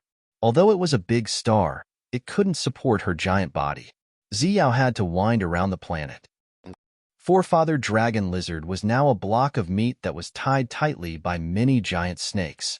Zi Yao's clone sat on the throne above the snake's head and smiled gracefully. Little lizard, be obedient. To give your ancestor lizard face, I only took your absolute beginning blood. I will save your life and soul. What do you think? Forefather Dragon Lizard struggled hard and tried to get rid of Zi Yao's bind. Unfortunately, no matter how hard he tried, he couldn't free himself. When Zi Yao was about to suck Forefather Dragon Lizard's blood, the hunchbacked old man appeared like a ghost. He stood by Zi Yao and sighed, his eyes complicated. Save Lizard a life? Zi Yao frowned and coldly looked at the old man who had followed her until here. She sneered disdainfully, Who are you? You dare to mind my business? Who I am is not important. It's more important that there aren't many creatures from the absolute beginning era left. Although Dragon Lizard is the second generation, he still has lizard's blood in his veins. This small amount of essence can recover a small amount of your power. Is it necessary to erase lizard's last seed to recover a little amount of energy? Lizard is gone. This man has a low realm and can't promote to the power of the absolute beginning blood in his body. It's not a waste to let me take it. Zi, you're still the same. Still very stubborn. If so, I can only stop you here. The hunchbacked man smiled sourly. He shook his head, and countless water currents shot toward Forefather Dragon Lizard. This sort of water was so slippery that it released Forefather Dragon Lizard from Zi Yao's grip. Zi Yao's beautiful face changed and screamed in fear. Who are you? Hui, long time no see. You don't remember your old friend's aura? It seems like your wounds are very terrible. Otherwise, you should have sensed my existence on empty land. Yuan Zu smiled tenderly. A mild but ancient aura emitted from him like a sprinkle that moisturized this dry planet. His energy brought comfort like a spring breeze to other creatures. Zi Yao's eyes shot terrifying lights.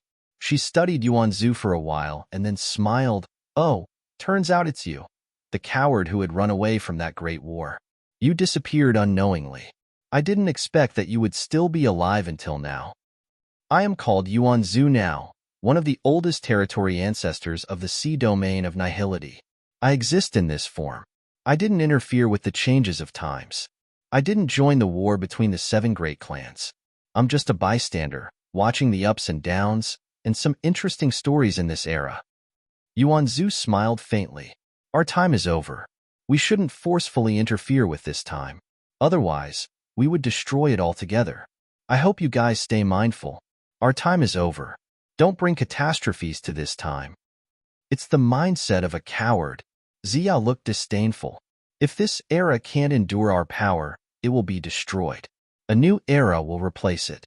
New species will be created, and they will be able to adapt to the harsher times. This universe transforms all the time during endless battles. Every creature and race needs a bloody baptism. That's how they walk to the glory and to the ultimate end. She curled her lips. In our time, I didn't reach the glory or the ultimate end. However, my eternal goal will never change. As long as I'm not utterly gone, I will walk on this path forever. I think Desolate and Devour are like me. They are still walking on that path too. It's not a two-way path. That path ended our time. Yuan Zu hissed angrily. How do the world destruction and the end of times matter to us? Life and death won't stop because of us. Even if creatures in this era all die, as long as I live and enter the ultimate level, I can create many creatures. I can drive them to a new era. No one can stop me. Zi Yao sibilated coldly. What are you guys talking about? Shi Yan's voice arose behind them. He stepped through spaces and approached Zi Yao and Yuan Zu. He looked at Yuan Zu, his face earnest. I heard from Gay that you're Yuan Zu, the oldest territory ancestor. However, you have the smell of an absolute beginning creature. How should I address you? Yuan Zu eyed Shi Yan and smiled. Up to you. It's a miracle that you can form an absolute beginning body in this era. However, you have to be careful. If Desolate goes out of his territory, he will find you first. At this moment, you're not his equal match. Thank you for reminding me. I know his threat exists. It also motivates me to be stronger. Shi Yan thanked him solemnly and then switched the topic. You came to stop her. You've saved me from laborious work. I will stand and watch from here. Haha. Then, he moved backward and left this barren planet to Zi Yao and Yuan Zu. He's called Yuan, a creature from absolute beginning era. But he's a coward. He doesn't dare to face the truth. He treasures his life so much that he just goes with the flow. Although he's living well, his power has not gotten stronger. He's still weak like that year, smirked Zi Yao and looked at Yuan Zu. I'm a coward. Yuan Zu wasn't enraged as he spoke calmly. However, this coward will stop you from killing Lizard's Seed of Life. I will also stop you from reaching the absolute beginning gateway. I won't let you guys smash this era crazily like that. Cantor's giant softshell turtle.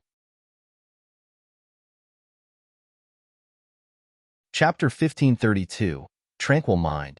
Chapter 1532, Tranquil Mind. Sure Yin quietly watched the dispute between Yuan Zu and Zi Yao. He didn't join and just retreated. With the supernatural abilities of space power, Upanishad at the territory Ancestor realm, he could move dozens of thousands of miles within one step.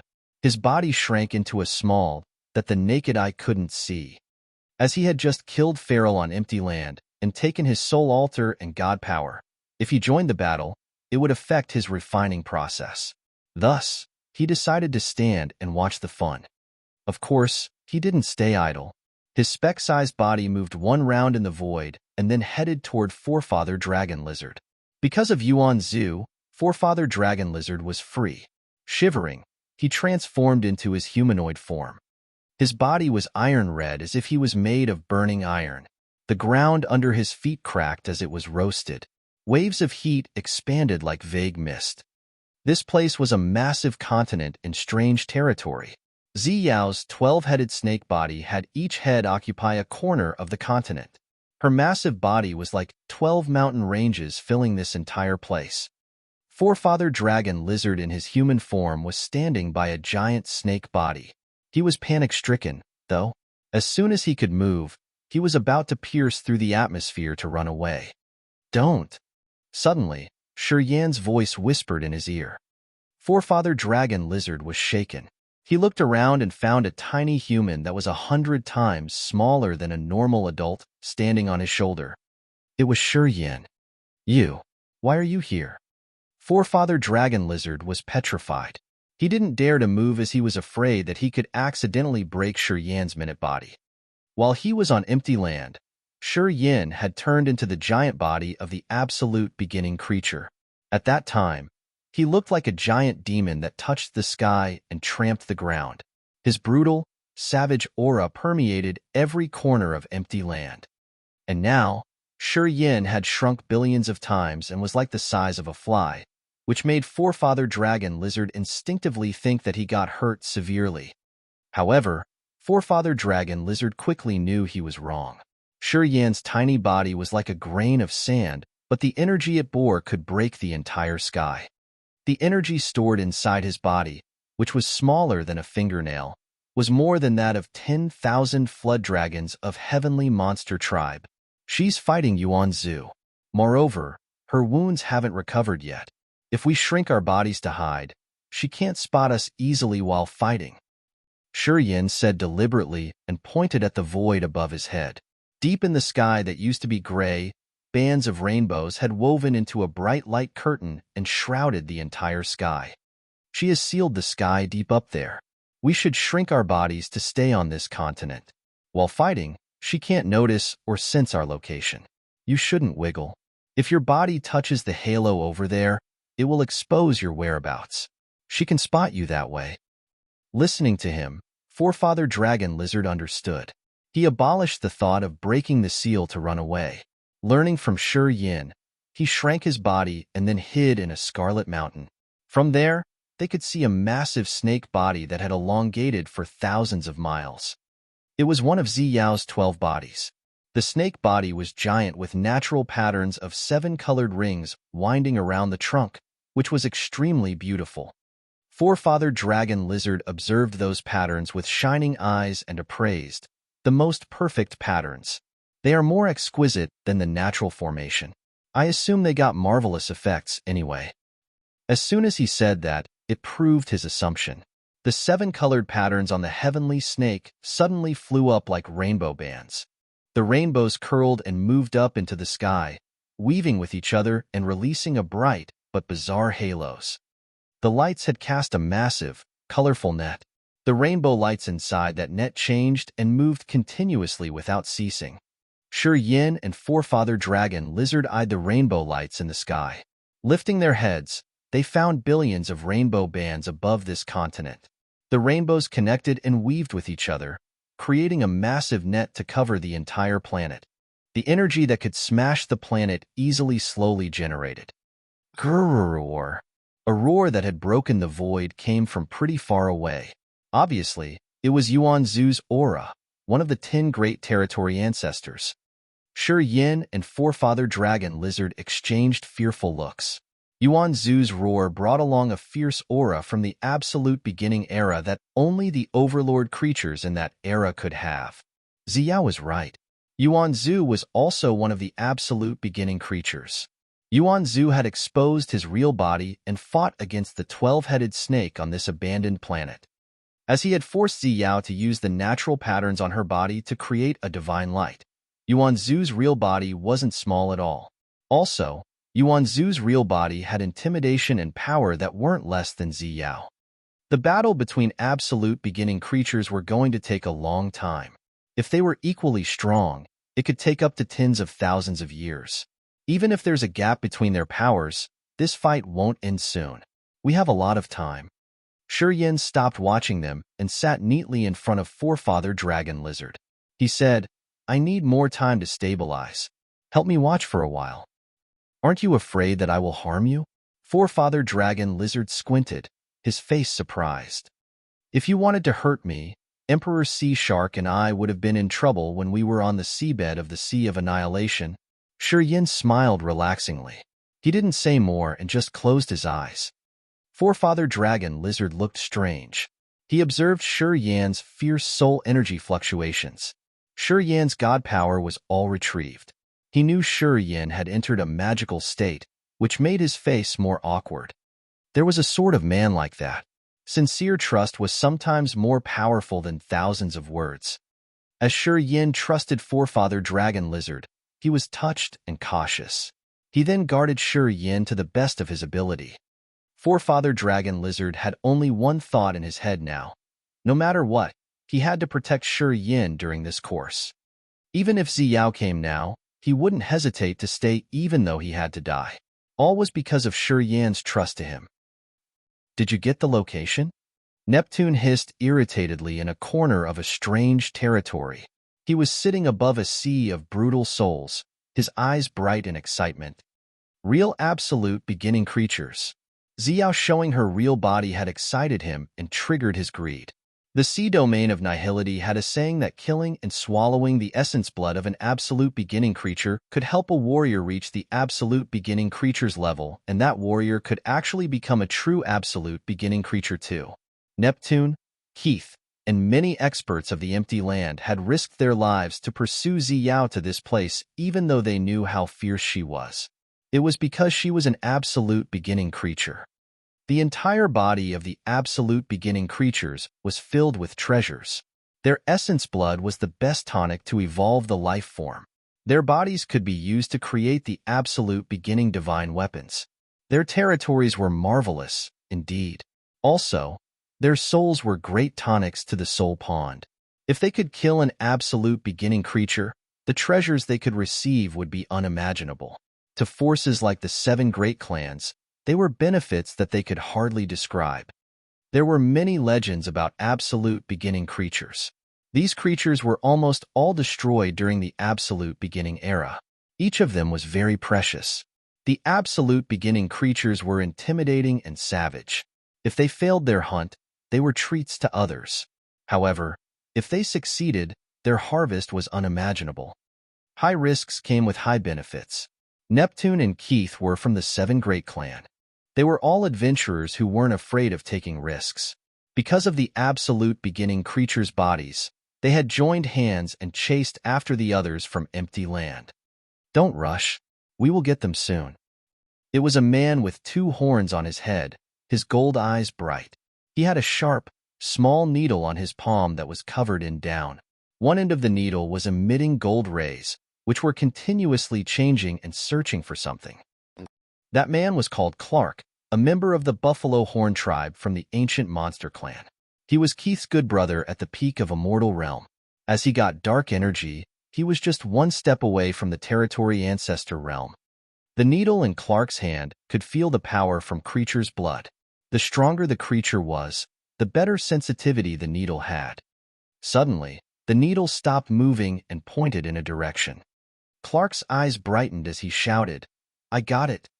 Standing next to him were Neptune, Keith, and Oliver of the Black Demon clan, and Labit of the Devouring clan. Further from them hovered many experts with a high reputation, like famous experts of the Sea of Annihilation like Emperor Sea Shark, Feral, and Ricardo. They weren't from the Seven Great Clan, but they were very famous in the sea domain of nihility. Those warriors had profound realms, and they were the lords of some big cities on empty land. Otherwise, they were leaders of some intimidating forces. Even the experts from the Seven Great Clans like Neptune had to give them friendly faces. They didn't dare to be arrogant. Xiao Lai of the Heavenly Craftsman clan was the oldest grandmaster of the clan. The Heavenly Craftsman clan was the most famous clan on empty land, and they were famous for their great weapon refining techniques. Xiao Lai had mastered firepower Upanishad, and he was the best blacksmith in the sea domain of nihility. Rumors said that he had even accomplished creating an absolute beginning divine weapon. As the noblest grandmaster of the Heavenly Craftsman clan, the experts from the Seven Great Clans respected him. Even the characters like the 10 Great Territory Ancestors had to address him as Grandmaster. Many experts of the Seven Great Clans owed him, as he had helped them fix or upgrade their secret treasures. Xiao Lai lived on empty land. He had secluded and forged divine weapons in this area in the hope of creating something that could ultimately satisfy him. Knowing that some absolute beginning creatures would appear, the hermit that hadn't left his place for hundreds of years had finally emerged. He also wanted the treasures from absolute beginning creatures. He hoped that he could use their skin or bones to create a fierce weapon and leave his best remark in this world, which would make everybody know he was the best blacksmith in this universe. Chapter 1533, Restlessly Impatient. Chapter 1533, Restlessly Impatient. Clark, did you get them? Xiao Lai of the Heavenly Craftsman clan shouted from behind a magnetic field. 6 or 7 territory ancestor realm experts stood behind him impatiently. Clark looked a little embarrassed. His secret treasure trembled as if it couldn't accurately work when they came to this area. If you don't mind, let Grandmaster check it for you. If it's broken, he may help you fix it, suggested Jianai, her voice soft and her eyes deep. Just like Xiao Lai, Jianai wasn't from the Seven Great Clans. However, she had a noble position. She was Judy's sworn sister. Jianai was from Secret Pattern Tribe. In the sea domain of nihility, although this tribe didn't have many members, most of them had high realms. Because of the relationship between Jianai and Judy, Secret Pattern Tribe and Mysterious Sky Clan had a good relationship. However, Secret Pattern Tribe wasn't dependent on Mysterious Sky Clan. Jianai was slim, and her round bosom was covered in beautiful armor. She left her arms, straight legs, and neck exposed. Mysterious and complicated patterns were spread all over her exposed skin. Those patterns were formed naturally like rivers, flowers, and fingerprints. All of them looked so beautiful. Her picturesque face was filled with magical dark green and violet patterns that looked like real blooming flowers on her cheeks. Those patterns didn't affect her appearance, but increase her strange beauty. However, such beauty wasn't something ordinary people could touch. Johnny's eyes were deep as she sneered. While talking to Neptune and his peers, she sounded arrogant. She was at first sky of territory ancestor realm and cultivating peculiar secret pattern techniques. She had been in this realm for many years as she had broken through earlier than Neptune and Keith. Even experts at second sky of territory ancestor realm had to be wary of her. Clark, if your secret treasure is broken, you may ask Grandmaster Xiao Lai to check it for you, Neptune shouted when he saw that Clark couldn't find the right direction. He had become impatient. What's wrong with it? Frowned Keith from the Ancient Monster clan. Clark was also worried. As he had no other option around, he handed the needle to Xiao Lai and said, Grandmaster, please handle it with care. Xiao Lai had a disheveled, flaming red hair. He received the needle, a scorching flame shooting from his palm. That flame covered the needle and burnt it. Xiao Lai's face turned red as the flame reflected on it. He concentrated and showed his Grandmaster's style. His hands changed and created many magical flaming seals. Some looked like flowers, fruits, or even spirits. Those seals carried his life energy and were created with the flaming power. Many seals were imprinted on the needle. The needle sizzled for a while before turning into a blazing gold thing. The needle sounded loudly and then smoked, which smelled sour. This secret treasure has a lot of dregs from your body. It was contaminated. That's why the magnetic field could affect it easily. Xiao Lai's hands clapped and countless flaming seals disappeared into his palms. The needle turned into a beam of gold light and fell into Clark's hand. If you don't have anything to do, don't play with it. Your hands sweat, and your sweat has pollutants. The materials to refine this delicate detective spirit needle are all precious. Due to its exquisite features, it can't endure dregs. Clark of the ancient monster clan was scolded, but he still wore a servile face. He used the god power to create a hand to receive the needle. He checked it and became instantly thrilled, smiling continuously. "Thanks, Grandmaster, for teaching me." Then, the needle pointed to a direction. It was the dead star where Shi Yin and Forefather Dragon Lizard were hiding. That dead star was covered inside layers of gray mists. If they didn't look carefully, they could ignore it between so many clear and prominent stars. Zi Yao's energy had concealed the star and made it seem like it was erased. Initially, she wanted to extract and swallow Forefather Dragon Lizard's essence blood, so she didn't want anybody to find this star. Without Clark's needle, they were going to need a lot of time to find that dead star. After confirming the location, Neptune, Xiao Lai, Jianai, and the warriors who weren't afraid of death surfed through the beautiful galaxy. Shortly after, they landed on that misty planet.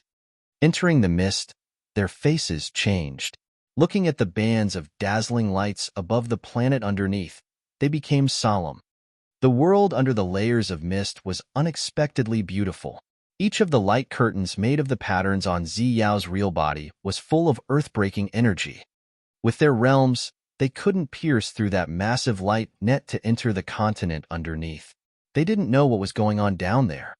However, they could feel clearly two distinct soul threats from the dead star, which terrified them. That soul-pressing feeling wasn't something that the light curtains could hinder. The experts at the Territory Ancestor realm all felt intimidation from Yuan Zu and Zi Yao. "I'm afraid two scary existences are fighting down there. Their fearful auras aren't less than the 10 great Territory Ancestors." Jian Ai of the Secret Pattern Tribe looked bitter. She sighed and halted, not daring to move further. Closing her eyes, the beautiful patterns on her left arm revived and wiggled strangely. She was using a secret technique, which used her patterns to explore the situation underneath. People then all saw the green patterns on Jiani's left arm became a deep eye, which looked so magical. They knew that those eyes could see through everything. The green eye looked like a tattoo on Jiani's creamy arm, which was realistic indeed. All of a sudden, a drop of crimson blood appeared on the corner of the eye. Jiani was shaken hard. The blood-dripping eye shattered and returned to so many thick patterns. Then, they scattered on all over Jiani's left arm. Two, Jiani stammered. Her voice suddenly turned sharp, her eyes mixed between fearful and excited. "What?" the others asked as they didn't have a clue. They demanded a clear explanation. "Two of them. There are two absolute beginning creatures at the same level. They're fighting down there." Jiani shouted, her voice strange. She was extremely excited and content that she didn't mind the trickle of blood on the corner of her mouth. Actually, the drop of blood on her mouth was the one on the eyes tattooed on her left arm.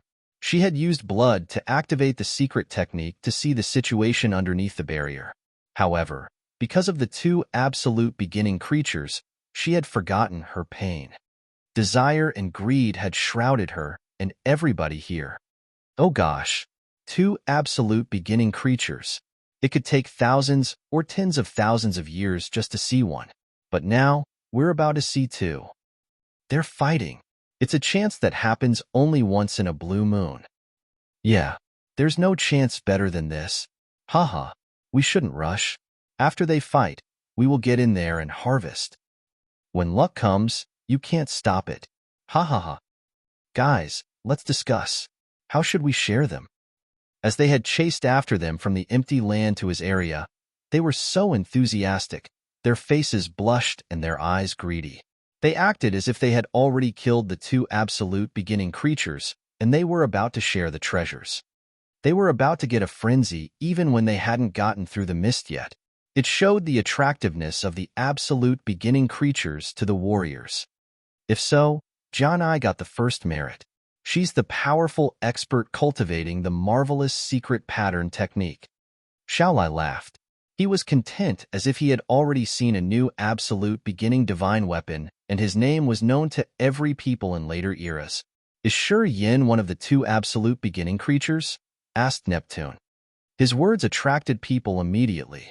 They all turned to Janai and waited for her confirmation.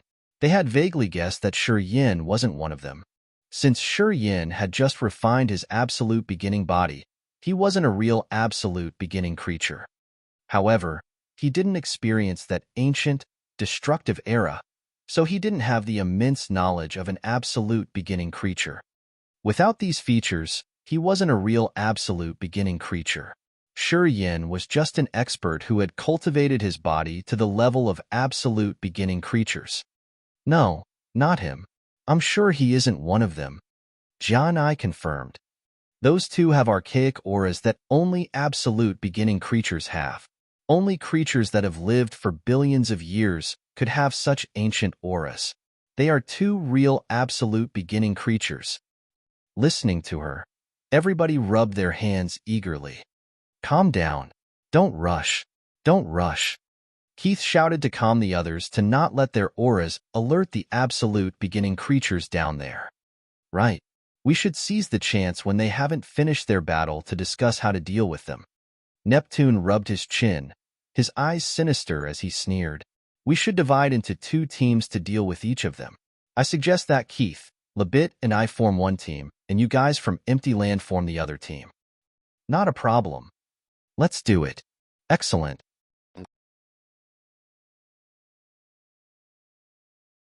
Chapter 1534.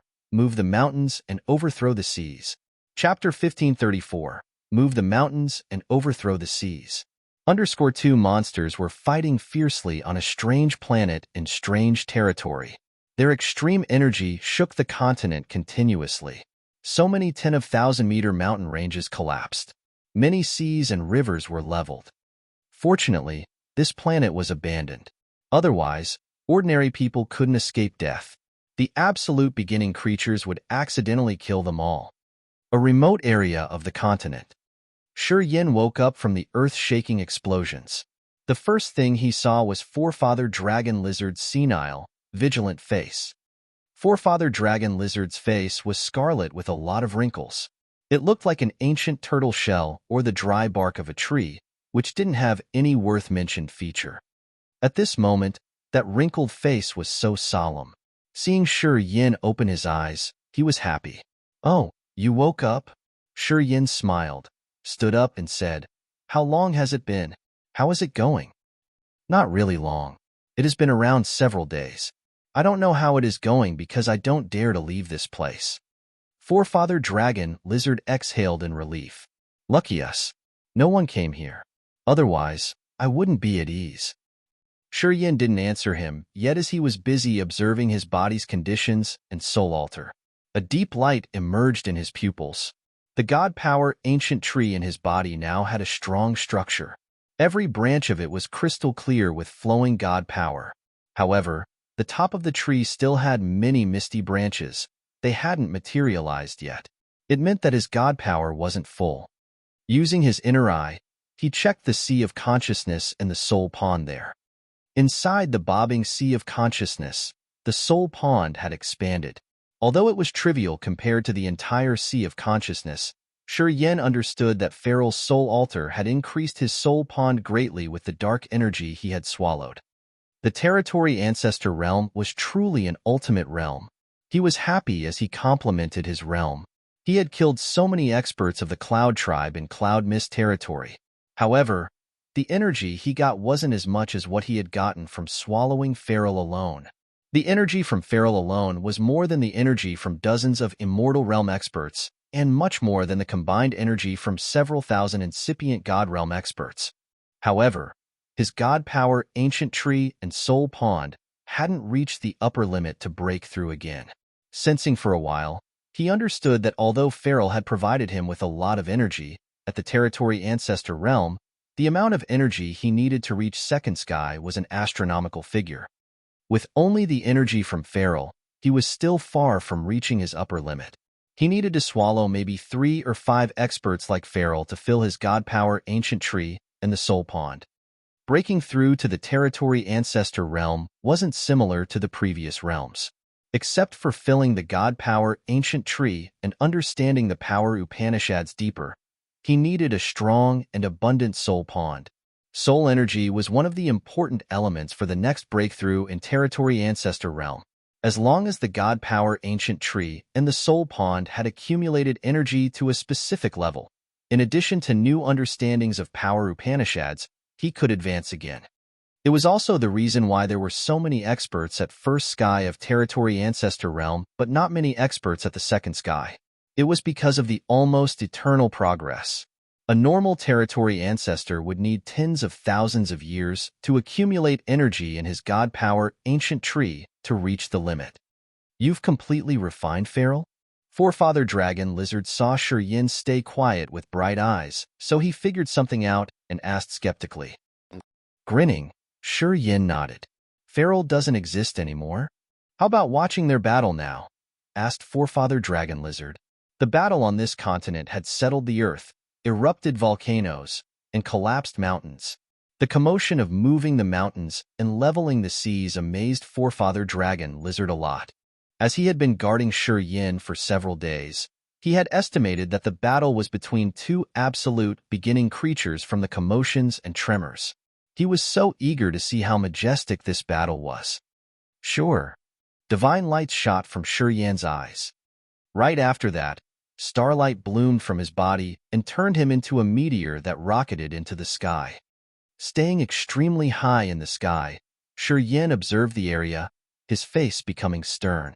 So many deep and rough abysses appeared on the ground, which were all massive and bottomless. From a further distance, so many mountains collapsed and seas were leveled.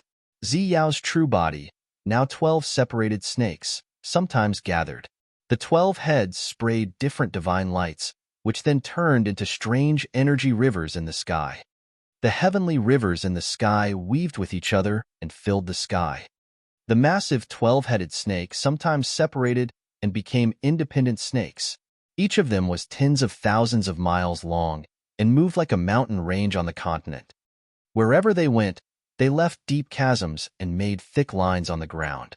Inside the circle made of the snakes was a giant, turtle-like creature.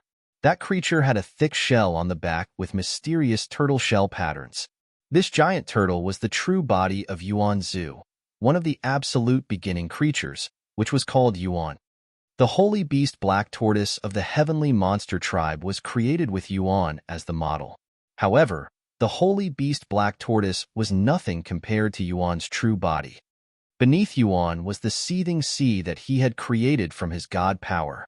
The sea water there was mysteriously ink black. All of the 12 snakes was smaller than that giant turtle. Only when the 12 snakes combined could they relatively compare to that giant turtle. In the sky, Shi Yin measured for a while and found that Yuan's body had occupied more than half of this planet. From Shi Yin's point of view, Yuan looked like a turtle lying on a table tennis racket. Shi Yin was amazed. He complimented that the absolute beginning creatures were so overbearing and their massive bodies were really terrifying. Now he knew that his absolute beginning body was the smallest compared to Hui and Yuan. Forefather Dragon Lizard's real body couldn't compare to them. Anyhow, Forefather Dragon Lizard was the second generation of lizard, so his absolute beginning blood not pure enough. Thus, the power of his body couldn't reach the level of real absolute beginning creatures.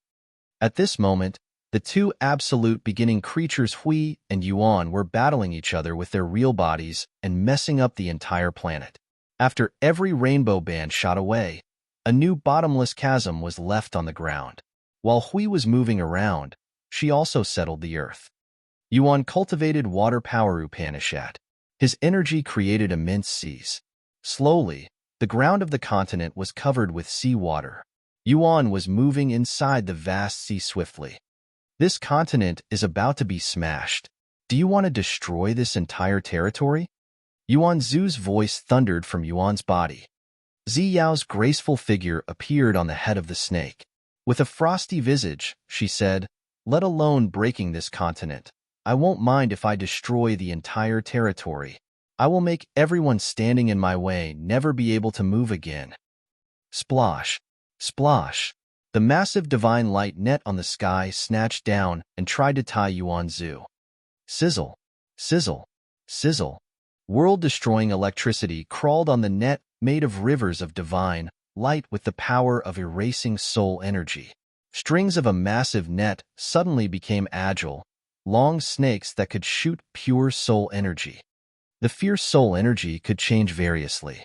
In some positions, it became crystals, lightning, or even the flames.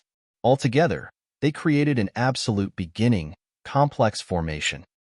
"You don't regret using an enormous amount of energy to seal me," Yuan Zu bellowed indignantly. His giant turtle body wiggled. The dark sea underneath seethed powerfully. The seawater rose up to the sky rapidly. At the same time, a massive bubble sparkling with strange and hazy light came out of Yuan Zu's mouth. Rapid currents burst out from the bubble, which was the most exquisite ability of water power Upanishad. All of a sudden, so many water currents like strings connecting darkness coiled around the bubble. Inside the bubble, Yuan's soul was vaguely discernible. A high wave that shadowed the entire world burst out from the bubble. It was like all the sea water in this sea of stars had gushed from that bubble and flooded the entire continent. The seawater was rising rapidly and covering the ground, sky, and even Zi Yao's massive divine light net. Shi Yin and Forefather Dragon Lizard were also drowning because of the furious seawater. Inside the ink-black water, they couldn't see anything. A halo emerged in front of Shi Yin. Yuan Zu's human form appeared strangely. With a grave face, he asked, "You're Shi Yin, right? Do you want to get Zi Yao back, the Zi Yao you know?" Shi Yin was surprised. "I can help you, but you have to help me too. I have a method that can help Zi Yao's soul backfire and seize Hui's soul and memories. She can replace Hui eventually. If it works, your Zi Yao will be back. Hui of the absolute beginning era will become part of Zi Yao's memories," said Yuan Zu seriously. "How can I trust you?" Shi Yin squinted and smiled coldly. "You don't need to trust me. You just need to trust the real Zi Yao. I will create a chance for you to talk to her directly. You should persuade her to struggle hard and use her will to affect Hui's decisions and power Upanishads."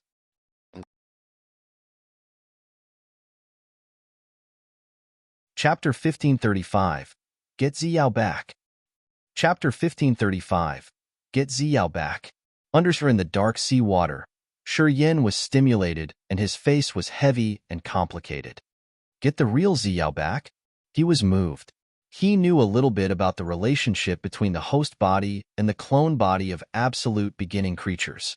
However, he wasn't as familiar with such things as Yuan Zu was. That year, when he saw Zi Yao become one with Hui and turn into someone he didn't know, he thought that he would never be able to find the real Zi Yao. After that, Hui had used Zi Yao's voice and affections to talk to him and try to mimic her. But more than anyone else, he understood that she wasn't the Zi Yao he knew. He thought that he had lost Zi Yao forever. And now, Yuan Zu told him that he could help him get back his Zi Yao. Moreover, Zi Yao could use her soul to replace Hui's host soul. Shi Yin was both excited and skeptical about this. He was suspicious that Yuan Zu could use him somehow. However, this hope made his heart beat faster. He pondered for a while, and then decided resolutely. Even if it was a trap, for Zi Yao, he must try. If he denied this chance, he may never get another. He would never meet Zi Yao again. "All right," Shi Yin hissed and lowered his voice. "If you can give me a chance to meet her to talk, I will trust you and your competence. Wait for me." Yuan Zu was also resolute. He disappeared immediately. Swoosh! Forefather Dragon Lizard was brought to Shi Yin by a water current. Inside the dark sea water, Shi Yin couldn't see him, but he could use his soul to know. He understood that Yuan Zu moved Forefather Dragon Lizard here to show his willingness in this cooperation. He was excited, frowning, and waiting for Yuan Zu in the dark sea. The sea had flooded the entire earth and sky of the planet and hid Yuan Zu's real body. The 12 snakes were there and continued to fight Hui. Neptune and the others were hovering outside the atmosphere of the planet and planning to attack the creatures. However, at this moment, they found that the entire planet had disappeared in an immense ocean that not only flooded the planet, but also was expanding to several planets nearby. In the vast territory, an ocean suddenly emerged and covered so many stars. It was still expanding and reaching the entire territory. It looked as if it wanted to turn this territory into an immense ocean. This power was so terrifying, indeed. As Neptune and his peers were ready to attack, when they saw the horrible situation, they had to dodge and move towards the edge of the territory where the sea hadn't reached yet. This situation had happened for dozens of days. During this time, many uninhabited stars around were swallowed. This area was desolate and remote with only dead stars. As Hui had come to this place with the plan of eating up Forefather Dragon Lizard, she didn't find a place with many life stars. It was suitable for Yuan to maximize his power. After dozens of days, the immense sea shrouded more than 10 planets and filled 1/5 of this territory. Yin had waited for dozens of days under the dark sea. He could feel that the commotions of the battle between Hui and Yuan had never ceased. When the seawater rose, Yuan's power increased. When the seawater stopped expanding, it was Hui's turn to counterattack. Yin and Forefather Dragon Lizard stayed inside the ocean that Yuan Zu had created within the range of his soul consciousness. They had discussed for a long time. Yin wanted Forefather Dragon Lizard to leave, but Forefather Dragon Lizard didn't agree. He wanted to stay to watch the battle between absolute beginning creatures. He also wanted to help Yin awaken Zi Yao and get her back, even though he didn't know who Zi Yao was. Follow me. Today, Yuan Zu reappeared. As soon as he emerged, this dark sea area became transparent. Yin and Forefather Dragon Lizard could see through the water now. A spiral tunnel was conjured behind Yuan Zu. He slowly retreated into the tunnel. Yin and Forefather Dragon Lizard followed him. Through the tunnel, a light suddenly arose. Bands of rainbow weaved in front of them. A bright world under the sea came into their view. The bodies of the 12 snakes were still in the sea and fighting Yuan Zu's real body. They were equally strong, and it seemed like no side had gained the upper hand. The battle between absolute beginning creatures would take a long time if their powers weren't too different. For example, the battle between Desolate and Devour had lasted for tens of thousands of years without a clear result. Similarly, the battle between Hui and Yuan wasn't going to finish early if nothing unexpected happened. It could last until the end of an era. I've used my soul bead to intrude her soul. I can subdue her host soul for a while. She can't control everything for the time being. You should call Zi Yao's soul to get out. I think Zi Yao's soul will tell you what to do. Yuan Zu appeared in his human form and said earnestly, as soon as my soul bead comes out, I will have to face high dangers too. Please pay attention. I don't want to be destroyed together with Hui. You guys must notice that as soon as my soul bead leaves, you shouldn't believe any word of hers. Do it. Yin took a deep breath and shouted resolutely.